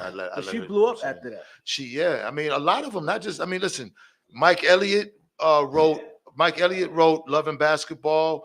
Carlito was a producer on Empire. I mean, Frank Williams did the Tupac thing on A&E. I mean, a lot of people shine. You see what Elliott Wilson's doing. They all came from the source, man. They all started at the source. And Magruder. I mean, Boondocks. The Boondocks came from the source. So, we was the source is fine. The Source magazine. But let me tell you something, right? Somebody y'all touched on earlier about the 5 mics. Y'all had that 5 mic shit so mean, right? For real. Hear me out. Before somebody is certified something, niggas was beefing. I just see niggas beefing over the mics. That nigga ain't on that. Nigga only got 4 mics in the Source. That shit meant something. Right. When niggas said the Source was giving niggas credit, like accrediting people. Like, stamping. How many? His shit's hot. How many mics he got in the Source? He got 5. He got 3. Motherfuckers really thought that was the motherfucking That was the stamp. That was the barometer. That was the barometer. barometer. Barometer. Cat's project was ruined behind not getting a sufficient amount of mics. Yeah, no doubt. But peep game though, what people don't understand is that here we are getting you Sony and you giving us $1 million a year in advertisement, And then, you giving us the Fugees, okay, they 4.5, but then you giving us this new group, and these niggas is getting 2.5, 3. They're not feeling that. Nah. Sony's like, hold up. So now you fucking with the integrity of the system. And if you really look, Cavario, you remember this. We started out with 5 mics. I had to add the half a mic in there because we was going through just too much with the labels and the artists. It's just too much. But it's crazy what you what everybody went to you for as the credibility of the album. DJ Academics is like that now, where if he say I feel sorry for this generation. But he if Academics is the barometer, I feel sorry for the generation. But no, because that nigga ain't no barometer, man. Nah, but he got some nice tracks, but he ain't no barometer. I'm gonna keep it 1,000. Like if Academics is the barometer for this generation, then that's why hip hop is fucked up. They pay Academics because of that. He comes out like that's why right now he's not a good representative of what hip hop is. I'm just sorry. And listen. There are some young guys out there who are. He's not. And it's nothing personally against him. I just don't. Academics isn't into hip hop. Academics is into academics, and Academics is into the tomfoolery and the foolishness that comes across these internet waves. That's not hip hop. That's not the hip hop that I know. Right. You know what I'm saying? Because this generation needs some leadership and some good influence, and he's not it. No. You know what I'm saying? So, I never really felt him. You know what I'm saying? But again, he's not in my trajectory of, we're not, so really people will be like, oh, well, he's the old head and but I paid enough dues and did enough to, to have an opinion over these guys out here. You know what I'm saying? And there's not too many of them that I'm impressed with. A lot of these guys are more, a lot of these guys are really into themselves. A lot of these guys are into themselves. The podcast is like, they start making money, and then they start showing what they got from it, and like that's not even it, bro. Yeah. That's not even it. Like it's good to enjoy yourself with these things, but you don't got to push it in people's face. Like nobody has to see you buying your fifth car. You know what I'm saying? Like there are people struggling out there, and as much as people don't want to hate and say that they're happy for you, it's still not cool to just be pushing wealth down people's face, because most of these guys' audience, they don't have shit. And you know what I'm saying? And it should be about hip hop and not about them. Mm-hmm. But how y'all guys feel about this for both of y'all? About now, like I said, this the thing, like with Academics, even Casanet, like Nicki Minaj and them, they come up there and they play their whole album and stream. Yeah. They go to these guys now. Because they're influencers. Because I still think they're not. I still think they didn't pay enough dues to be the ones to be talking about albums. They don't know enough about music. They wasn't, even in their youth, they really didn't understand what hip hop was about. You could tell by their commentary, by the shit that they talk about, by the things that they do. They're really not hip hop people. These reactors. Listen, music isn't about for me I wish I would listen to a motherfucker listen to a song. I'm watching a motherfucker listen to a song and tell me about the song. What type of weirdo shit is that? Y'all agree with Joe Budden when he said about Casanet? Who's Casanet? The young guy. I want to ask, who's that? Casanet is a young influencer. Okay. So people like Nicki Minaj, a lot of people now, the new wave is go see this kid, and that's why I thought who he was, because they played the album. And he dance and do this, and he has a Casanet. Okay, yeah. I thought Casanet was one word, like Casanet, like Casanova, like Kai. Yeah. Okay, Kai. And that's what, because him and Joe Budden, I don't know enough. Old guys be hating on the young guys. Again, like okay, so hip hop was always the lead. When you put the internet and all this foolishness as the lead, I can't fuck with it. And that's nothing against Casanet and. You know what I'm saying? Because these young kids are getting money, they're not hurting nobody, and that's an amazing, beautiful thing. But the foolishness shouldn't be leading hip hop, because hip hop isn't about foolishness. I don't know what they thought hip hop was. Hip hop is serious. It's music, but this is our life. It's not about like the silly shit. So I don't mind, do what you do. That's your format. You have your demographic of people. But when it leads hip hop, then me, I got a problem with that. And then I got the right to have a problem with it. Again, that's just how I feel. Yeah, like there's nothing bad with that. Get your check. And they stream like how we together and they dance and stuff like niggas that. Niggas is getting checked for sure. Listen, I got OnlyFans showing my balls. I get a check. If I'd have known that when I was hustling drugs, I would have did that years ago. Things have changed. So you really do have OnlyFans? Yeah, I've had it. I've made about 60 bands on my OnlyFans. 60 bands? That's good. So I started 20, but it just, just showing pictures. If a motherfucker want to see, I work out. So, you know what I'm saying? But if the motherfucker want to look at my meat and give me some money, then I got no problem with it. I'm not bothering nobody. I don't think that's a bad thing. You know what I'm saying? But that's just can't look down on that. No, I'm not. I'm just saying that's a new way. That's why whatever Casanan's doing, there's an audience for it. There's an audience for everything. I'm just saying I don't like it leading hip hop. Hip hop is an institution. It's our culture. It's what this and I'm just afraid that a lot of influences, a lot of internet is just leading hip hop down a wrong alley, and it's just fucking it up. Oh, no doubt. It's leading to a point where it's going to be so diluted that it will be you ain't want to fuck with it. Nothing, yeah. Right? There was a kid that Al Prophet sent me a video on the other day.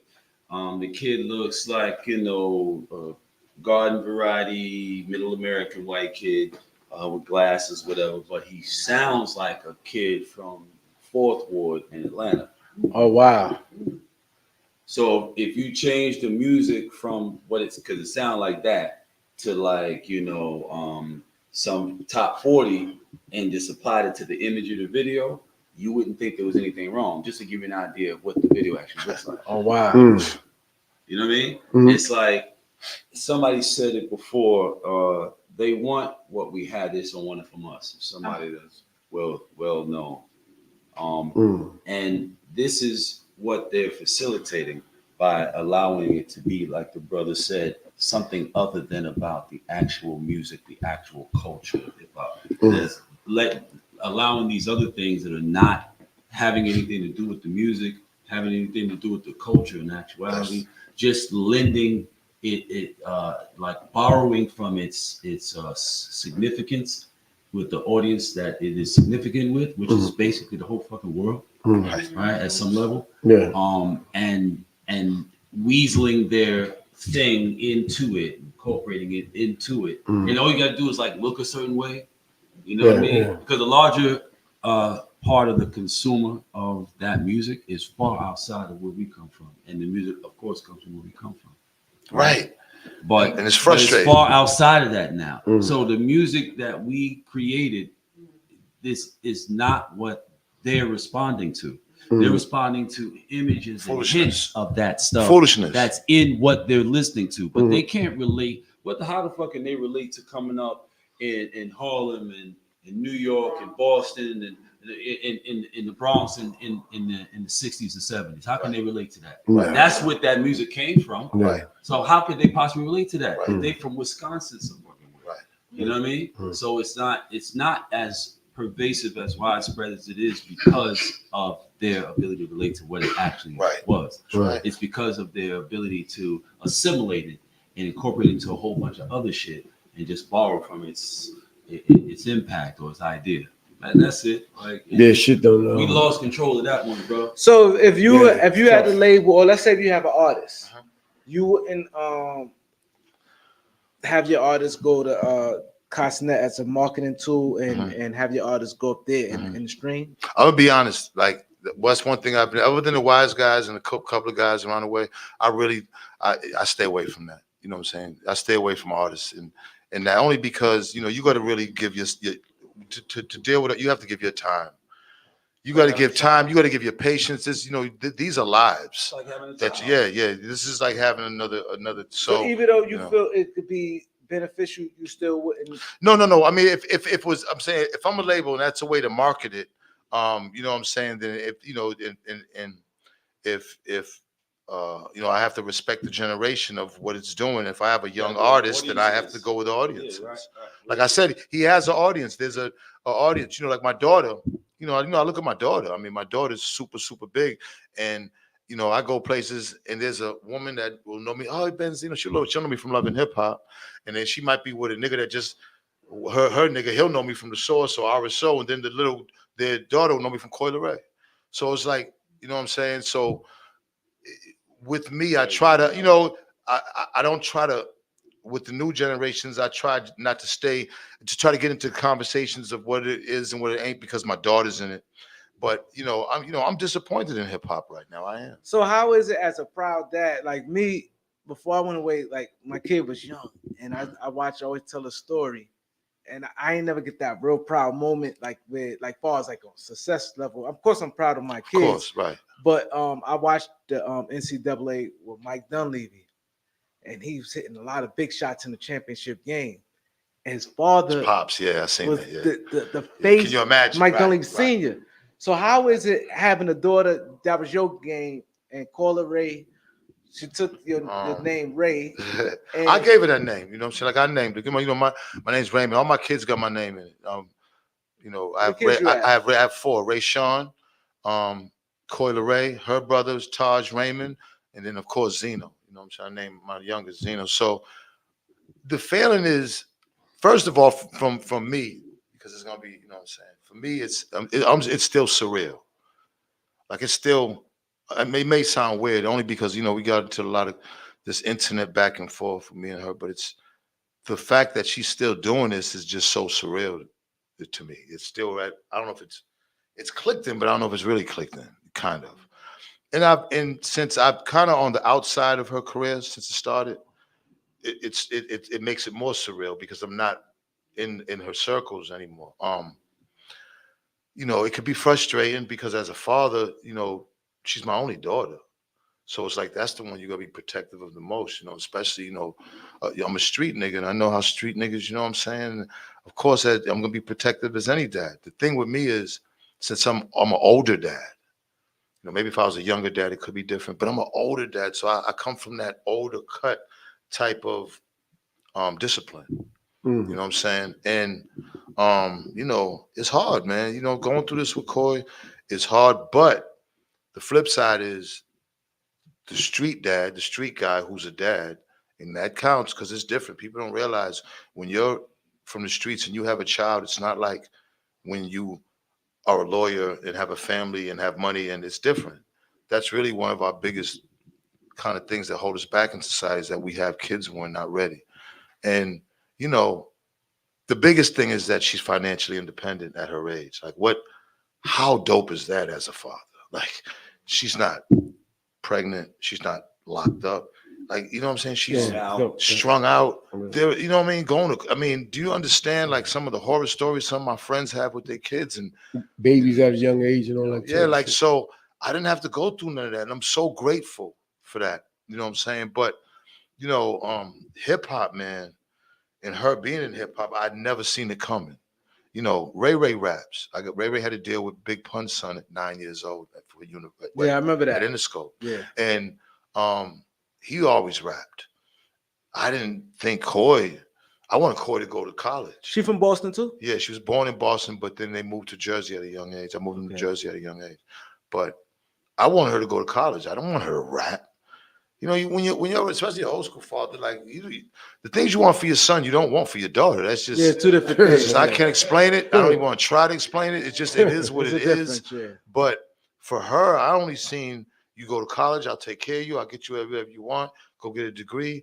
And because parents feel like shit, you're safe at college. You're safe. That's the first thing the parent thinks. I got one in her last year of college, and that's it takes a kind of the stress off your back because they're safe somewhere, you know what I'm saying, for 4 years or how many years they're going to be there. Yeah. So that's what I was thinking. But Coi was like, Coi's like me more than my sons are like me. Yeah, I say that. Coi ended up being like me more than my sons. She's real aggressive? Man, just real. She knows what she wants. She's real independent. She's a leader. She's a boss. Like, she's more me. Ray's laid back. Taj laid back. Coi is just, you know what I'm saying? And, you know, her mother joked, she was like, She calls her Benzino when she gets mad. You know what I'm saying? Yeah. Benzino. I was like, yeah, all right, whatever. You know what I'm saying? Benzino. But, you know, have that proud moment when, because you said you didn't know what you was on a roll, and then she said, "Dad, the proud moment is that the proud moment is there. All the stuff with me and her on the internet. It confuses the moment. It confuses the problem. Why? Because she been out years. Though. Because no, it's just because I never wanted this. People seeing me and my dog. Like I didn't expect this. I didn't even know where the fuck this came from. This wasn't, you've known me. Like, where the fuck did this come from? Like I was taking care of mine. She was with me 5 months out the year and then living with me. Like, I don't know where the This is the thing. This is the thing about the experience of being a parent and the experience of being a child. You're not having the same experience. You're just having it at the same time. Right. So what we think we're doing or intending to be the impact of what we're doing is not necessarily what the impact is on this person, because this person is a new person. It's not you, but you doing what you think you would need or did need, and they're getting a whole other thing out of it. And you'd be very, very surprised, man. Like your best intentions could end up being like the most damaging things that you have going on with your child. And I didn't understand that. You see why I listened to you? Because he would make me understand these things. Yeah. Because honestly, look, hey, listen, if you're a street guy, one of the hardest things is having kids, because the first thing on your mind, even though they said, well, you wasn't there and you just gave money, but that's our love language. What the fuck? We had to. How else was you going to eat? How else was you going to have clothes? Like, we can't, I'm not working at 9 to 5. I don't have a college education. I'm selling drugs out there, bringing the money back to your mother. Like, forget about hip hop. You know what I'm saying? Like, I'm sacrificing my life because I have a family, and I wasn't ready to have a kid. None of us are. None of us are, man. If you don't got a house, a job, how the fuck can you be ready? Do you understand the sacrifices? Do you understand what you're doing to your life? My thing now is wait till you're in your 30s. At this point, you don't need no child in your 20s. For what? But wasn't you successful when you had her, right? I mean, I was in the streets. You know what I'm saying? Like, again, when I had Coi, okay, we just started. That was like, matter of fact, when Coi was born is when the Source started getting money. Around that time when she was born. She's 27 now.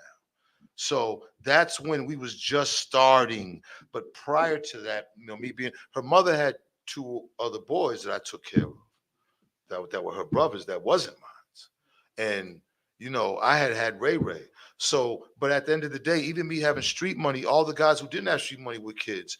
Like, do you understand what that does to? We just take it for granted because we love our kids and we do what we got to do.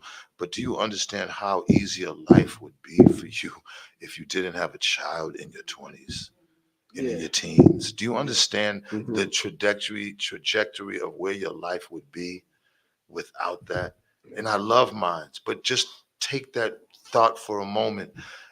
And figure out where you could be as a human being without the kids.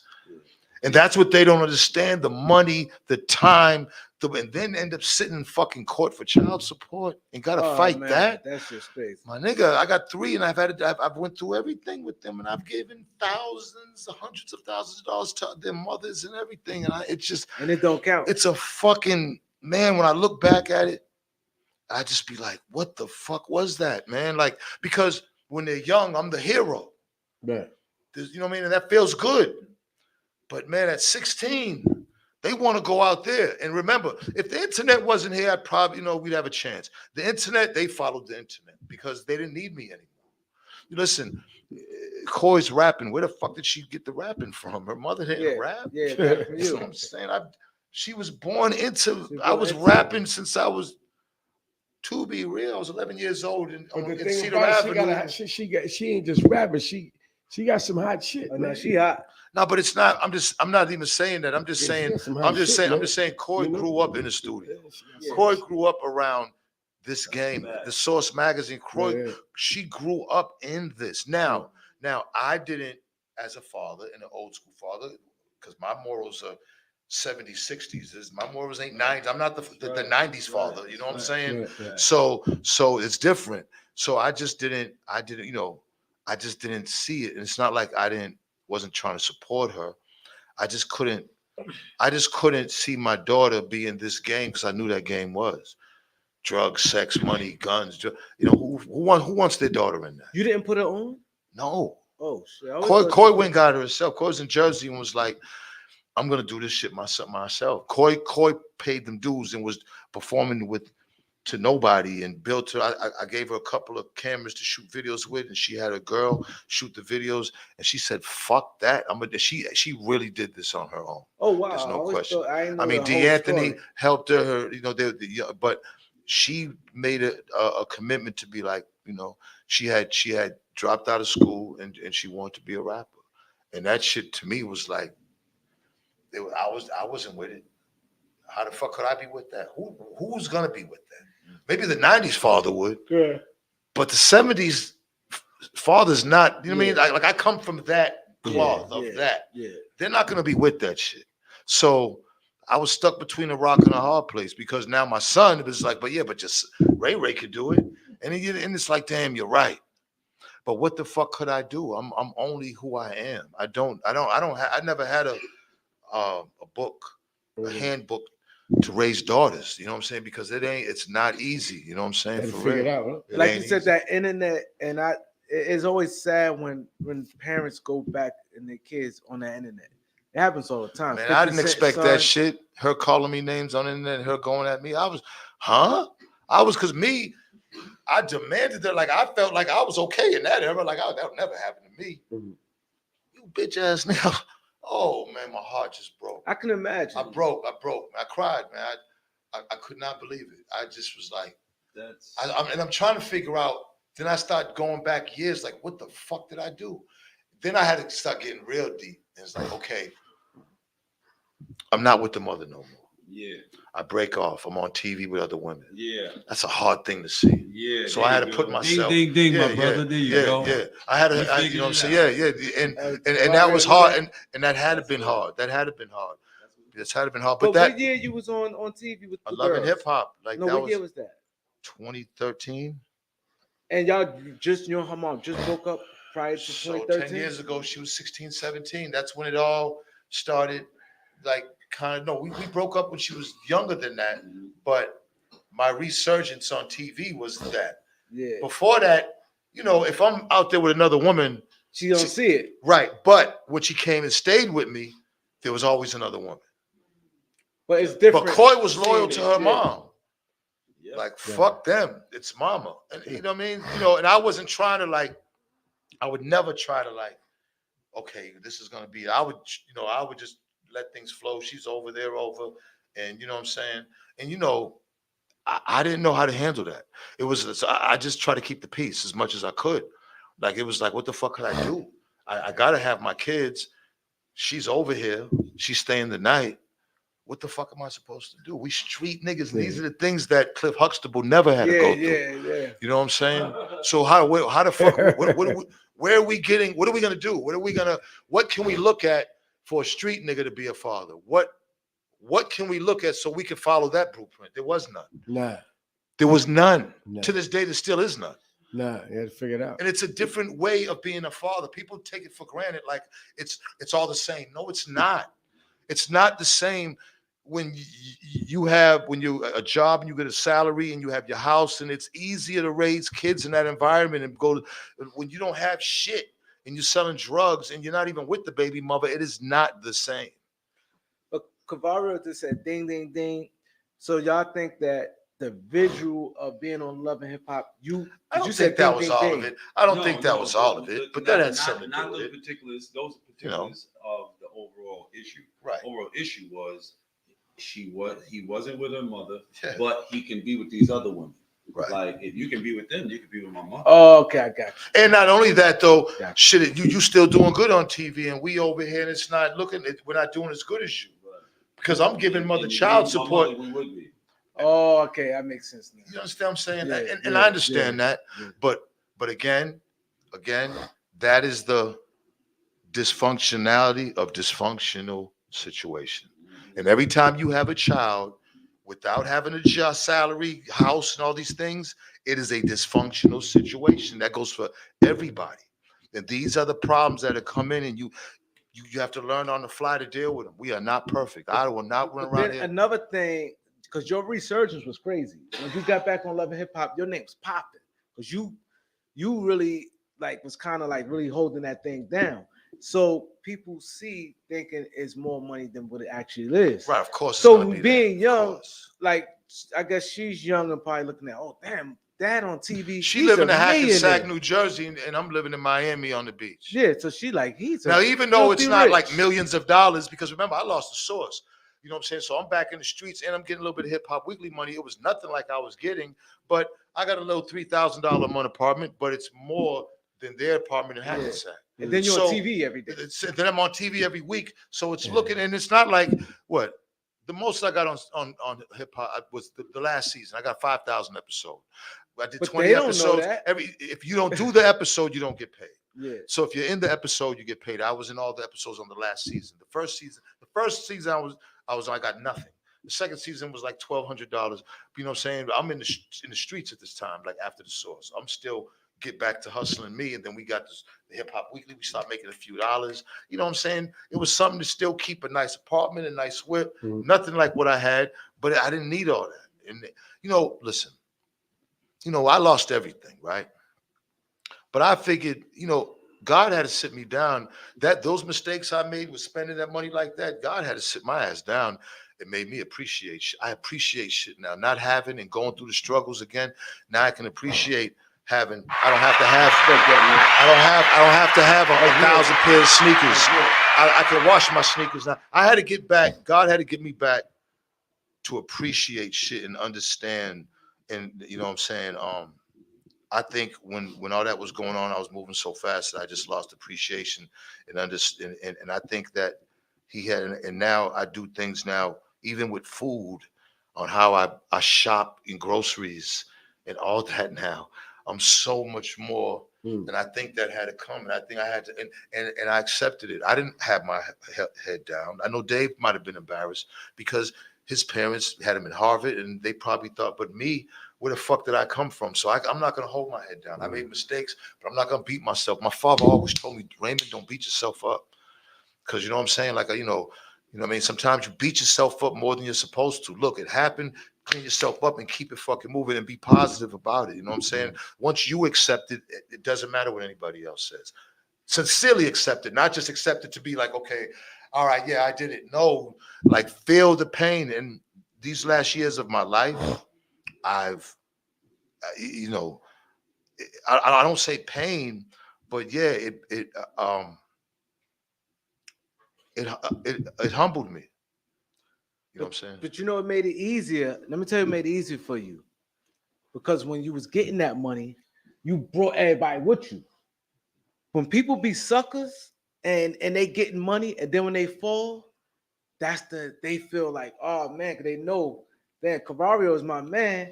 I shitted on him, shitted on Benzino, shitted on Vito, and I only had a couple people around me. I left everybody alone. But when you looked out for everybody, it's easier when you fall. Like, when you fall. Why do you think that? Why do you think that? Huh? Why do you think that? Why is that? What makes it easier? Because you got. What way is it easier? Because you showed the love. You was real, and then you could come back to these same people. That sounds good. Is that what happened? But the reality is, everybody I looked for turned their backs on me. Most of them. And see, after you looked out. Yeah. But see, but look. I didn't look out for them to reciprocate the same way. I did it because I thought that was the right thing to do. Since I was a kid, I really couldn't walk in a candy store with two people and I'm the only one getting some and I'm eating food in their face. Right. That shit was from when I was a little kid. Yeah. It was just in me because nobody else had this type of money. How am I I can't have fun with myself. So we all gonna have fun together. And another thing is, I never, like the people I'm with, I always want to be on the same shoulder-to-shoulder level with. I never want them to think because that I'm bigger than them. Because that I knew what that breeded. And you know what I'm saying? That breeds a motherfucker to try to kill you later on. Yeah. So I always kept that. But then when it came down and I lost everything, I was alone. Yep. I was alone. Like, and then, you know, family, friends, everything, you know, but it's a learning experience. It didn't make me better. I swear to God. And even against them people, I'm not bitter. It just made me wiser and it made me understand that, you know what I'm saying? And hopefully I could pass it on to somebody so they don't make that mistake. But, you know, I don't think about regrets, because anything I change could change the trajectory where I could have got killed. Like, however you are still here now, whatever your journey was, it had to go that way for you to still be here. 100%. One little thing would change that. Whether you'd be surprised. I just don't think about it, because I was a multimillionaire at one time and I ain't got too much now. You know what I'm saying? But I got my dignity and I got my health, and I got years of knowledge and years of knowledge from surviving things that I could be proud of, and hopefully I could pass it on to my kids, even if they don't want it. Maybe I can give it to Zeno. Maybe I can give somebody. If somebody doesn't get it, it's going to be their fault, because I'm a whole encyclopedia of experience of shit. Right, and that's valuable. That's valuable. That's valuable. No, let me put it like this. So people might not understand what I'm gonna say, right? But it's similar. So, would you rather have a whole lot of faith or a whole lot of money? At this point, faith. See, because it said money can run out, but faith will never run out. At this point, as long as you got faith, you're gonna have much more than money. You understand what I'm saying, though? Yeah. Right. So what I'm saying that the wealth of knowledge that you have, right? Because you say you was a multi-millionaire, you did shit that motherfuckers probably never. Right. A lot of people probably would never do. Never do. Or imagine. So you ain't got to hold your head down about no. You got to just maintain and do the right thing. That's it. You know what I'm saying? That's it. That's it. That's it. So you got to do. That's it. Because somebody else can benefit from all that knowledge you have. A lot of people. See, and the journey is the most important thing, because ultimately that's all you'll have. Right. You know what I'm saying? It's like your journey. Whatever you're going on a journey in life, and it's like, you know what I'm saying, the things that you've done in that journey, just because you did them back then doesn't discount them. Right. It doesn't make them like these things you can live with, and you can be happy with them. I'm happy. I brush my teeth every morning. I look in the mirror and I'm happy with who I see. Yeah. You know what I'm saying? True. I don't owe nobody. Those nothing. are your teeth, aren't they? Yes, these are all mine. Oh wow! And I don't have. Listen. I don't owe nobody nothing. Right. There you go. That's good, man. Yeah. You know what I'm saying? I don't owe nobody nothing, man. And I've done good by a lot of people, and therefore I can walk these streets alone, man. And it's good to be able to walk and get out the house and go places and not have security around you, niggas around you, man. I don't like that shit. You know what I'm saying? Or not being able to go nowhere because you can't afford to pay people to be around you and hold you down, and you don't have a good name nowhere. Like it's a lot of motherfuckers that cannot move around no more because their money ain't there no more, and they don't have any other. They're embarrassed. Insulation. There's no other insulation. And then that just they are susceptible to getting their ass kicked. They got to do money. Sometimes, you know, I talk about them bloggers all the time, and they only do is bash people, talk about people. So now when they want to come around and they got to go to certain studios, do interviews, you know, don't post me. Or, you know what I'm saying, don't let people know I'm coming till after I leave. Yeah, these niggas can't be in events. Right? Yeah. Hell no. No. Because whatever you put out there, you got to be able to hold that. Burn too many bridges. Yeah. You know, there's no. You know, too many people. Stuck. You know what I'm saying? So whatever happened. Sold too many wolf tickets. 100%. All that. Your club in Miami, Club Zeno. Uh-huh. I mean, well, you know, spent millions of dollars. I just did that just to have a good time with my people. I didn't make no money. I employed a lot of people, Pop Young, Trick Daddies for her. You know what I mean? There's so many ways. Yeah. There's so many ways to steal out of a club, and so many ways. You know what I mean? Clubs are one of the most shadiest, grimiest. I just did it so when I come in town, I probably employed about 20 people there. I gave my father, Pop Young, a bunch of other guys there. My guys was there doing. I just wanted a place when I came. You know what I'm saying? I wasn't bothered. And it was.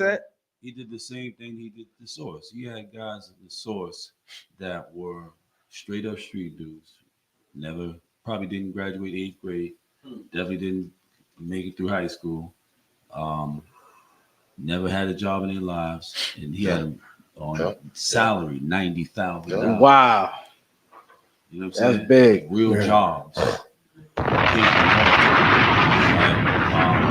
way that Zeno situation came about. So Miami, like he had mentioned earlier, was not really a big fan of the Source Awards or what the Source Awards brought. But they were greedy, so they wanted the Source Awards income. They didn't want the Source Awards people. All right. So there was this one particular Source Awards where we were down there. We were staying at the Raleigh. Right. He got me and my girl at the time was sweet. My two sons who were 16 years old got them a suite, their own suite, and Raleigh was a nice hotel. Right? And we chilling and all that, whatever. So one day we waiting for him to come to the hotel, and he's like late or whatever. And this is in the planning of breaking up on the Source Awards, and we can't find him. He disappears. Now he had been riding around in his Ferrari. It was a Ferrari, Scaglietti, right? And this he was riding, doing this thing, whatever. He's smoking or whatever. Because that was one thing about Ray. Ray was smoking any fucking. Ray's like, yo, Ray, we're in a fucking restaurant.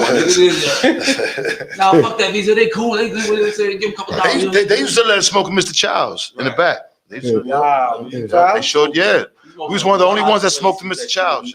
He let us do that. You never believe, right? So he in his Rari rolling down the highway, whatever. Police pull him over. He had his hair out.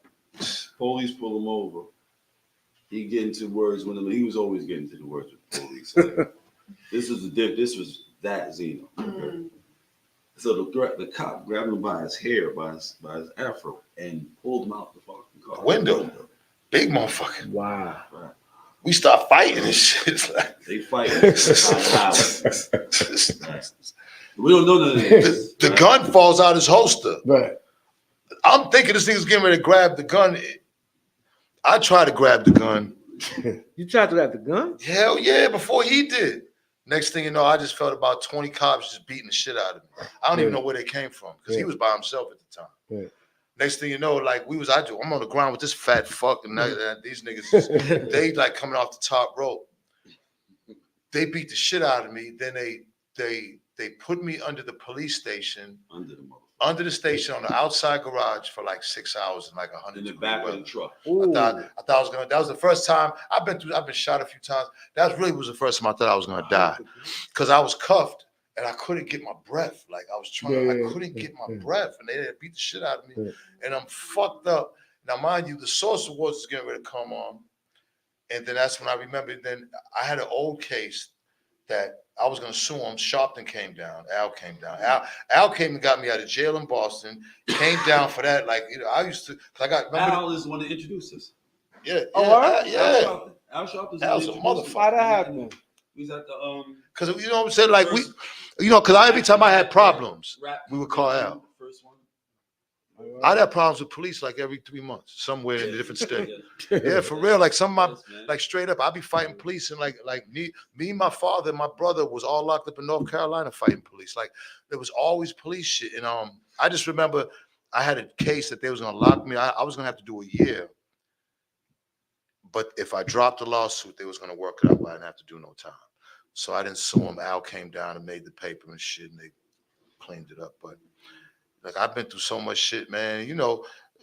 Again, coming from Boston, like Boston was killing niggas on the regular in the 80s. It was racist as fuck. I mean, it was rough coming up in Boston, man. And people don't realize that shit. Boston did such a great job at hiding that shit. Nobody knew. You heard about it, but not like that though. No, yeah. It's fucked up. Yeah. I mean, they got The Fifth Trial on Netflix about my man Stutter when he shot the crooked cop. The nigga, this is the same cop that used to have wooden teeth, fuck the crackhead women. Shoot niggas. Yeah, wooden teeth. Mulligan. There was a whole bunch of them. The Mulligans in Boston.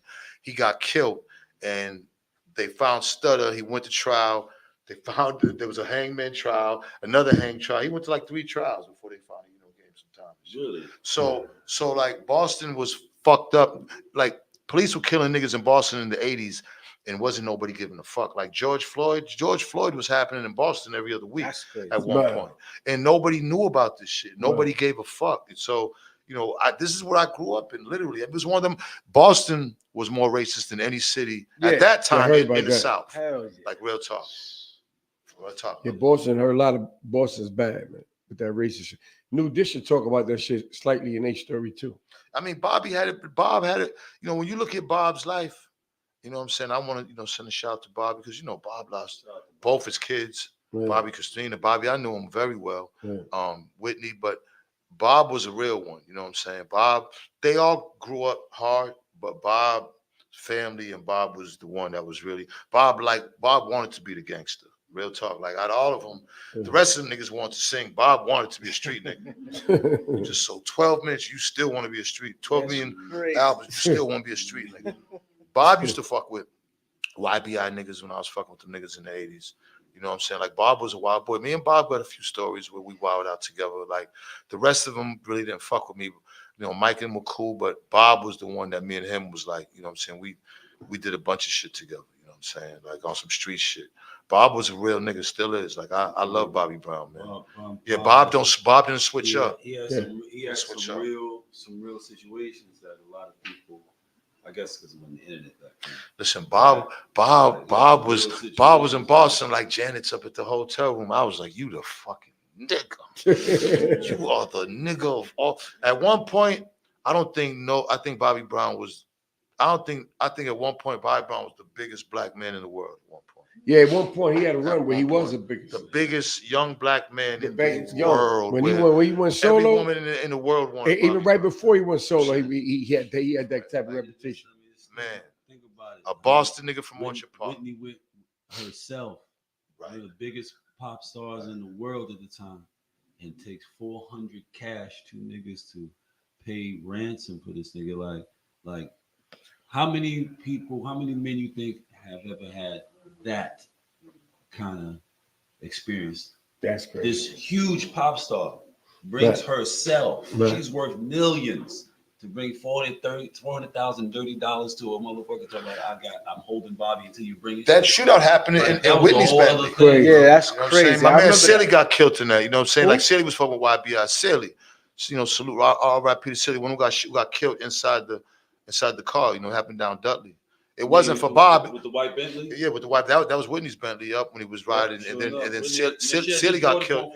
Yeah, Silly got killed in that. Silly was one. He was in the driver's side. He got killed. Wasn't that like his brother-in-law or something? Nah. Well, they didn't get married, but Silly was messing with Carol. Yeah. They wasn't married though, but Silly was messing with Carol. But Silly was a young wild boy. This nigga Bobby got his brother-in-law killed. That was the word. Nah.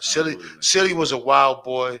Bob would come in town, they fuck with each other, and man, you know what I'm saying? Niggas that was out, that was meant for Silly, not Bobby. You know what I'm saying? But, again, Bob don't turn his back on niggas. You know what I'm saying? Like, some niggas wouldn't even associate themselves with niggas like that. At where Bob was, you know what I'm saying? Like that, Bob brought us to the old Boston Garden. He brought the RSO on stage. I'll never forget that. Where nobody would fuck with us, and he let us come on stage and do a song. Wow, that's big. I couldn't believe that was the first time ever. Like, I couldn't believe that shit, man. Like, I love Bobby Brown, man. For real, man. That's my nigga. We've had some experiences. Yeah, I got stories with Bobby. I got some crazy stories with Bob, because Bob's a wild boy. People don't understand he's a wild boy, man. Like, man, like, you know what I'm saying? But, like, but to know him, though, and to experience that was just crazy, because like I said, at that, nobody sold 12 million units as an R&B singer. To this day, I don't think nobody sold 12 million albums. 12 million R&B. I think that's the most albums anybody for a solo artist. R. Kelly didn't even sell 12 million for an album. I don't think so. Michael Jackson's pop. I'm talking R&B. Yeah, he pop. Yeah. You know what I'm saying? R&B. Bobby was that. Nobody fucked with Bobby, yo. Let me ask you a question. So, also on your resume, you was in a reality TV show. Yeah, Love and Hip Hop. Nah, it's another one. It wasn't Love and Hip Hop. A bunch of them. It was something on the OWN channel. Man, Love Goes. There you go, right. That was rough. That was rough. A couple times you got a little emotional, crying. Yeah, because what's going on. Yeah, because let me tell you, and I'm gonna be honest. A lady named Spirit, she was a real therapist. Right. Now, me and my child's mother had already did Love and Hip Hop, we done Marriage Boot Camp, and it was just a mess. And I did not want to do any more reality show with her, especially being in the house for 2 weeks. I didn't want to do that shit no more. But the opportunity came, and they had a big ass check, and I needed it. But I needed it. But I did not want to do this. Like that. I did not want to go in that house for 2 weeks. And I went.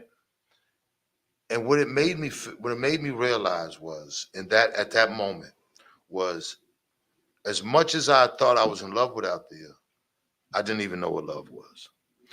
That was the moment where I really understood, like, first of all, I don't even know what the fuck love is. I realized it right then and there. As far as loving a woman, coming up, all I did was have sex with women. Yeah, I didn't see a worth in a woman back then, especially back then in the 80s and with drugs. Like, you sex. I didn't. My mother's cooking for me. You know what I'm saying? If I need food, so you know what I'm saying. Like, I didn't need y'all to like so. But I was closed-minded, like we are, and when I ended up thought I fell in love, I really didn't know. Because my dad and mother I didn't necessarily see them in love. Yeah. You know what I mean? Like, I didn't see like them like in love, like sitting on the couch. Important for a kid. Like sitting on the couch, hugged up, watching. I never seen that. They never got married, and I know he loved her, but I never witnessed love from TV. So it dawned on me, because she was asking me a bunch of questions and she broke me all the way down. And at that point, I was at my lowest low. I broke up with her. She's on there. We going at it. And then what's her name again? Althea. Yeah. You know what I'm saying? And it made me realize, and it made me realize right then and there, she's deep, man. I broke down. Spirit was the therapist. Her name was Spirit. Right. And she broke me down, man. In real life. And like, remember that episode? Fuck the TV, because that shit was happening in real life. And I just was like, damn. Yeah, I remember that episode. Like I said, you know what? I'm be honest with you. I'll be like, I don't even know. I don't even know what the fuck love is, as a matter of fact. Here, all this time, I'm thinking, yeah, I'm in love. You throwing this fucking word around. What the fuck is love? And I had a thought, and I like, where did I ever see love? So how am I even going to really understand what love is in a relationship? That's why I say I wasn't having kids. You think let's have a kid. I love you. No, that pussy's so good that you think it's love. Yeah. But you know what I'm saying? You start caring about them, but mentally you're not even capable, because there's no blueprint for you to see what you're supposed to be. I got all this ego, so I'm not bowing down to nobody. And that's how can you love? How can you be in a loving relationship like that where if y'all disagree something, you ain't gonna bow down? Yeah. Like, I just was all confused, and fortunately, I got because I wasn't gonna go to no therapist for that. So I got paid, and I really took the therapy. I really said, you know what, I really was in there. I don't know what the fuck everybody else was doing, because everybody else was the whole house was kind of going against me. But I was there, I didn't even give a fuck at that point. I'm like, I'm gonna come for this therapy, because I already know me and her's done. I'm gonna try to get myself back together so I can try to do this shit another time, and I don't fail like I did this time. Yeah. Right. Because I hadn't flourished in a relationship up until then. She's my third baby mother, and I was a nigga coming up. I was in the gang. I used to be the nigga like, oh, you in love? Oh, you a corny ass nigga. Get that shit out of here. What? I'm looking at shit like that but then when it hit me, I got took for everything. My money, my money, the ego, everything got taken. But I'm glad I went through it. You know what I'm saying? Because if I didn't, I would end up going through it. Once you go through it, you learn. It's like, damn, you know what I'm saying? Now you're gonna keep going through it if you don't look at yourself as the one who, you know what I'm saying? You got to accept where you're fucking up at in order for you not to go through these things anymore. Yeah, you learn from your mistakes. You really have been listening. Yeah. So it's the only way you're gonna get yourself together. Because you live with yourself, you know. So before we go, because you said you said something that, and I think we always like to educate the listeners. You said correct when he said with the love have to be, kids have to see it. Demonstrate. Can you tell the people why? We look at the popular behavior now. That's at least was promoted most popularly in the mainstream as it relates to our community and our children. It's always the most wild and out of control behavior. You know, they're really precocious and all that grown and all that, whatever. Where would that come from? That comes from what's been demonstrated. The little boys with the attitudes they have towards the little girls, and little girls with the attitude they have towards the little boys, they're just emulating what's demonstrated. So if love is not demonstrated, then there's no way that they can actually aspire to have that and benefit, be the reciprocal other half of a loving relationship. Right. If they've never seen that, what that looks like, they think what they're doing is love. Yeah. Right. Yeah. If mommy says I That's love true. daddy, and daddy says I love mommy, then I see them knock each other over the head or call each other a bunch of names or whatever. So I think that's what I've had sex with women the first time and told them I love them. Imagine that. Why you have is I love you. But that's the power that had nothing to do with her. It's the sex. What the fuck did I know about love? And it's sad because women don't either. Not just us. So when you got two motherfuckers who don't know love, it's chaos, man. And it's become culture now, right? Right. What I see a lot now is all kinds of platforms where the constant theme is not trusting.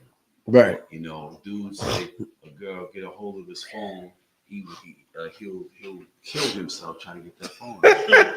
You know? You say it's true. And you know, these girls constantly on you have to give me something, you know, so I can know for sure that you have a value for me. You got to give me something. And they understand is that you do realize what you're telling them is all you got to do is give me something, and I'll believe everything you say. Yeah. That's what you're doing. And then they wonder why they can't have trusting relationships, and that's a big thing. Like, so when you don't have no trust, can you have caught? You know what I mean? Can you have a relationship without the trust? You can't have loyalty without trust. No, let's talk about it. No, you can't. You can't have a functioning relationship without trust. You know what I mean? But I agree. If you're not a trustworthy person, then you're not trust capable either. Exactly. Right.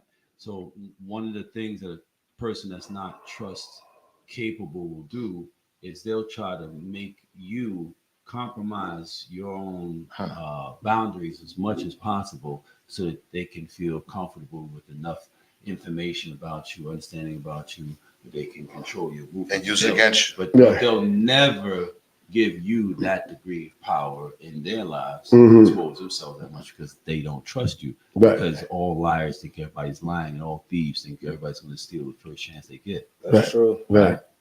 Say no more. That's 100%. Yo, so before y'all go, can you tell them y'all links and all that stuff? Oh, man, you could find me on Benzino's Legend, but I got one more strike and I'll probably be gone. So, you know what I'm saying? Just catch me when you see me, man. Yeah, like, you know what I'm saying? I do got a Facebook. I'm starting to use it more, but they only give you 5,000 people. So I'm at that cap. But yeah, Benzino's Legend is my Instagram. That's it. There you go. With me, it's Cavario _the_mind_plug. So Cavario the mind plug with the underscores between. That's on IG. It's a dope name. Thank you. One of my mentees, Alex Flores, gave me that name. The mind plug. One of my Colombian mentees, man. Brilliant young man.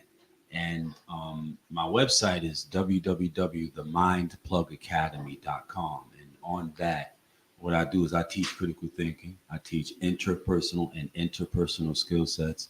I teach pro-social, behavior. I expose cats to information, the kind of information that helped me to, comport myself. Gotcha. And if I can be righted, then the average person can definitely be righted. Because I come from like what was demonstrated for me. What was demonstrated for me is completely antisocial. Mm-hmm. You know what I mean? And if I did not find another kind of route or way, whatever, then there's no way I could be, the person that I am today. Have the life that I have today. Have the peace that I have today. Mm-hmm. Loving relationships. Peace is powerful, man. You know what I'm saying? Peace is everything. So yeah, priceless. Priceless. Man. Yo, I want to send a shout out to Smoke too. Smoke Executive Cultivation over there, man. What up, Smoke? Yeah, Smoke's up there in Maine. He got a legal grow house and legal dispensary. He's doing all kind of things, man. What up, Executive cultivation, man. We're gonna be doing some big things, man. There it is. You got IG Smoke? Executive cultivation. Cultivation. IG at Executive Cultivation. There it is there. Hey, Cavario, Benzino, before y'all go, can you tell them what's the #1 Harlem podcast show uptown? Motherfucking beat. What's the numbers? 139. Yeah. 139. Y'all know what it is. Featuring Don Vito, and Keith